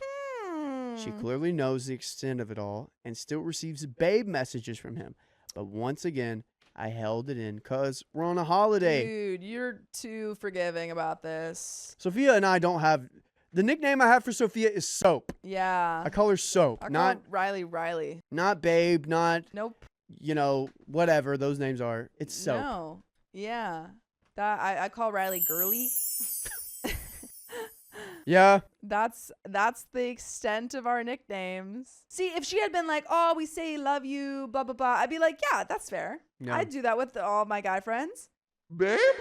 I don't do that. No, Hey, no, babe, no. can you do that? Is That's it- weird. So here I am. Our relationship has rekindled after the Korea trip, but I am still constantly thinking about the deal breakers and her behavior towards it all. I don't think I can look past them. Don't look past them. Look at them. Stop looking past them. Look right at them. The oven's on. Don't worry about the oven being on. on. Oven's on. Go turn it off. Go turn it off. In the past, I've always promised that I'd do better for our future. But after what happened with the guy best friend, I don't feel like I want to work harder for her in particular anymore. Please, Reddit, this is my first time posting here as I'm mega conflicted. What would you do given my situation? I need some advice. I'm not afraid of being alone or unable to find someone else. I'm just afraid of losing this particular girl. Update. OP, what's the hardest thing to do? Ask yourself that question. And that's what you got to do. I mean, you just gotta leave her. When would you have left? Oh, way earlier. When? Like exactly? Um, At the rental of the thing? no, I wouldn't. I would have had a conversation. Okay. I would have said, "Hey, it made me feel really uncomfortable." And then, What about at the point when they started what were the main comparing? points? Yeah. Then The one where, what was the one she said? She was like, you don't make as much as yeah, him. yeah, yeah. He's yeah. a better man than you. I'd be like, okay, you go date him. Yeah. That's where I'm like, once you start comparing me to other people that you clearly have this weird relationship with, why are we together? We're done. Why? We are done. Carly, when would have you have left? I didn't hear any of this story. I just got here. Wow, look at that. We're Dang. teaching Carly how to produce everyone watching. Yeah. She's going to do a great job, and she did come in mid-episode, but that's okay because Put her on the spot. we're putting her on the spot. We're teaching her. Okay, update. This all happened on the same night of the original post. I really appreciate the comments in my previous post, both negative and positive. I generally want to take on this situation with as many perspectives as I can bring. That said, this is going to disappoint most of you. Oh no. Are you staying together? They're staying together. Why? You literally spent this whole thing being like, I think I should break up with her. He's And then you're staying. still here? Yeah, well, he's staying together because like You're afraid. you're afraid. You're dude. afraid. I could not break up. Once again, I couldn't bring myself to end things with her. I initiated a second breakup last night, and we ended up having a super long talk and everything. We spoke until the next day's afternoon. She's clearly in distress and is fighting to keep this relationship alive. It's not This- fighting very hard. She's not, and it feels like whenever people are trying to get off of drugs, Mm-hmm. they like relapse in a way. Yeah. This feels like he's relapsing. Yeah, it's like, oh, well, I guess she said she's sorry. I tried to Guess we break can go up. back. It's like, no. I tried to break up. Look how sad she is. Oh, she feel really bad. I guess I can't break up with I'm her. gonna give her another chance. She feel really bad. Ugh. Guy best friend. Oh, no. She was persistent in reassuring me about the guy best friend, saying that their relationship is entirely platonic. There is one way to test this. Sophia, how do you test this? To make sure that this guy's platonic? How do you test this? Multiple choice? No, but like, how would you test this? I don't know. How? Okay, you're going to call the guy best friend, Okay. you, girlfriend, and say, hey, I want to come over. Could we maybe do something saucy later? Oh, trap. Trap him. You got. Trap. That's the only way. Oh, trap. Right. Yeah, super healthy. If he says, you know you're with someone, or you know I only like you as a friend, there you go. But if he says, yeah, come on over, I won't Come mind. on over. I want some cuddles. Yeah. Then you know. I don't think that's the healthiest way. I think you should just break up. She insists that nothing happened during the sleepover. They were in separate rooms, and she did a video call me before bed that night, as she always does. You can end the call and go into his room after that. That's how that works. It's true. She admitted she didn't realize how much the whole sleepover thing bothered me, and obviously would never do that again because she got caught. As for the babe messages, she explained that they've been calling each other that since they were 14. She also mentioned to stop calling him babe. Gosh, I hate the word babe now. She has also pulled back on her communication with him overall. Financial expectations. We also have to realize that they're in a long-distance relationship. Oh, dude, I forgot about that. Yeah. That's important. Well, that's why I think even more so you need like communication and to make sure that you're not like pushing past these boundaries, because it is so easy to do that when you're in a long distance relationship, because there's no one there that you're like necessarily thinking about 24/7 because you're not seeing them all the time. She told me her love for me has no financial requirements and that her expectations are more about building a future together. However, she wants a partner with a provider mindset. That's the most double. Is she apologizing to you and saying this to you right now? Like, it's still a backhanded apology. Like, she's still, apologizing, but then accusing you. Yes. Or, pointing out your faults. Yes. While I'm essentially doing that now, I do feel like her expectations are high. She denies comparing me to him, but honestly, I could tell there was some low-key comparison at the very least. My conflicted feelings, the general tone of the conversation was her desperately trying to make this work, while I kept giving myself reasons to part ways. Her effort and emotional investments make me feel incredibly conflicted on one hand. I don't know if I can truly move past everything and give this relationship a proper go. On the other hand, I can tell she genuinely loves me and is willing to change for the sake of our future. But yeah, I'm mostly conflicted seeing how much she wants to work things out. Conspiracy theory? Mm-hmm. I think she wants to work things out because she knows she can't be with that other guy. Maybe, yeah, because he's not around here either. I think you could try if you want to. If it seems like she really wants to work it out. She has all of these explanations. I think there might be like a couple weeks where you guys start to try and work it out and it feels a little bit better, and then it goes back to the same thing it was. And then, by then, Yeah. probably best to break up. Yeah.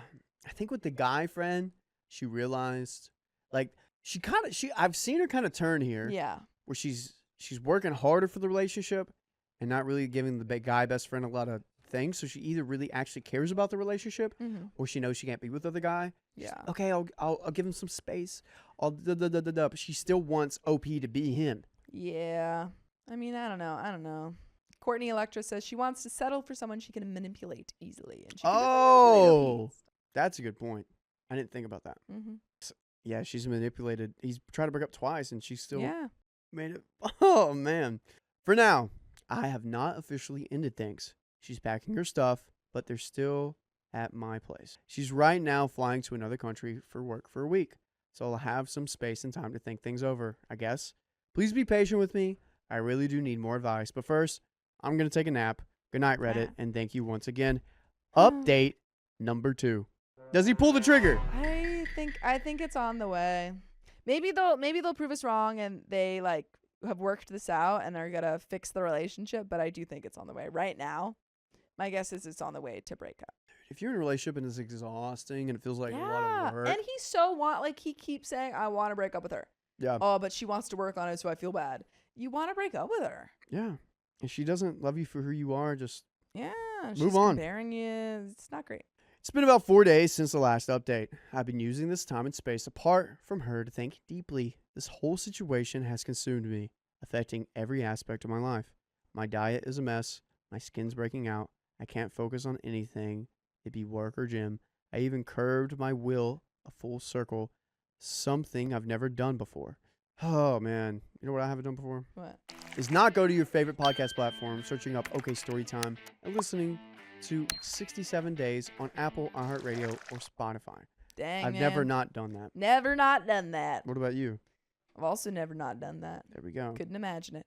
Brittany B says, please end things. I wouldn't be surprised if her friend was with her. Oh my gosh. I think it's just long distance relationships take like 10 times more work. And I feel like people get complacent and they're like, oh, well, I don't actually have to work that hard because I'm not seeing them all the time. And it's like, no, you're not seeing them all the time. So you need to put in the effort to like make ways to or just like make time for them. Yeah. Make an effort. As I reflect I'm starting to understand the dynamics of a relationship more clearly. But the more I know, the more it hurts because everything is leading me towards leaving. She's been trying to reach while apart, but I've only responded with, I'm not ready to talk. Her flight back from her work trip is tonight. I think I know what needs to be done, but do I really? I still feel conflicted, especially when things get quiet. I feel her influence within me, pulling me to reasons to stay. One thing I can proudly say, I'm lucky to have real friends who are here for me. A few of you even personally dropped me a message. I'm touched. I think, OP, my advice is I don't think that you are wrong for wanting to stay with her and see if, she is really, Yeah. gonna truly try and work on this relationship. Yeah. I do think, however, there is a very high chance that you're gonna do that and realize that it's not working out. However much she's trying, it's not enough. Yeah. I think there's a big possibility on that. Yeah, it's not enough. It just, you got to be in a relationship where someone loves you for who you are, and you don't have to prove to them, because you yourself is already proving. Yeah. Now that doesn't give you an excuse to just be a lazy piece of crap, but that's not where this is. That's not this story. But that is the end of that story and the end of this episode. So if you love us, make sure to subscribe. We love you And see you tomorrow. Dang. Actually, it's a Little comment? What's it Is say? it What's it say? Tiny comment. Is it I broke up? We just had a talk and she started getting physical with me. Just got a tiny scratch, but I actually felt and am feeling threatened by this little girl. I had to get out of the house and get help from my neighbor. She's effing crazy, man. In denial until the very end. Dude, it sounds like they're breaking up. They have to be done. Dang. That's the last comment? Yeah, they're breaking up, dude. They're breaking Nothing but up. OP. That's a breakup. Dude. Dang, man. Wow. End it.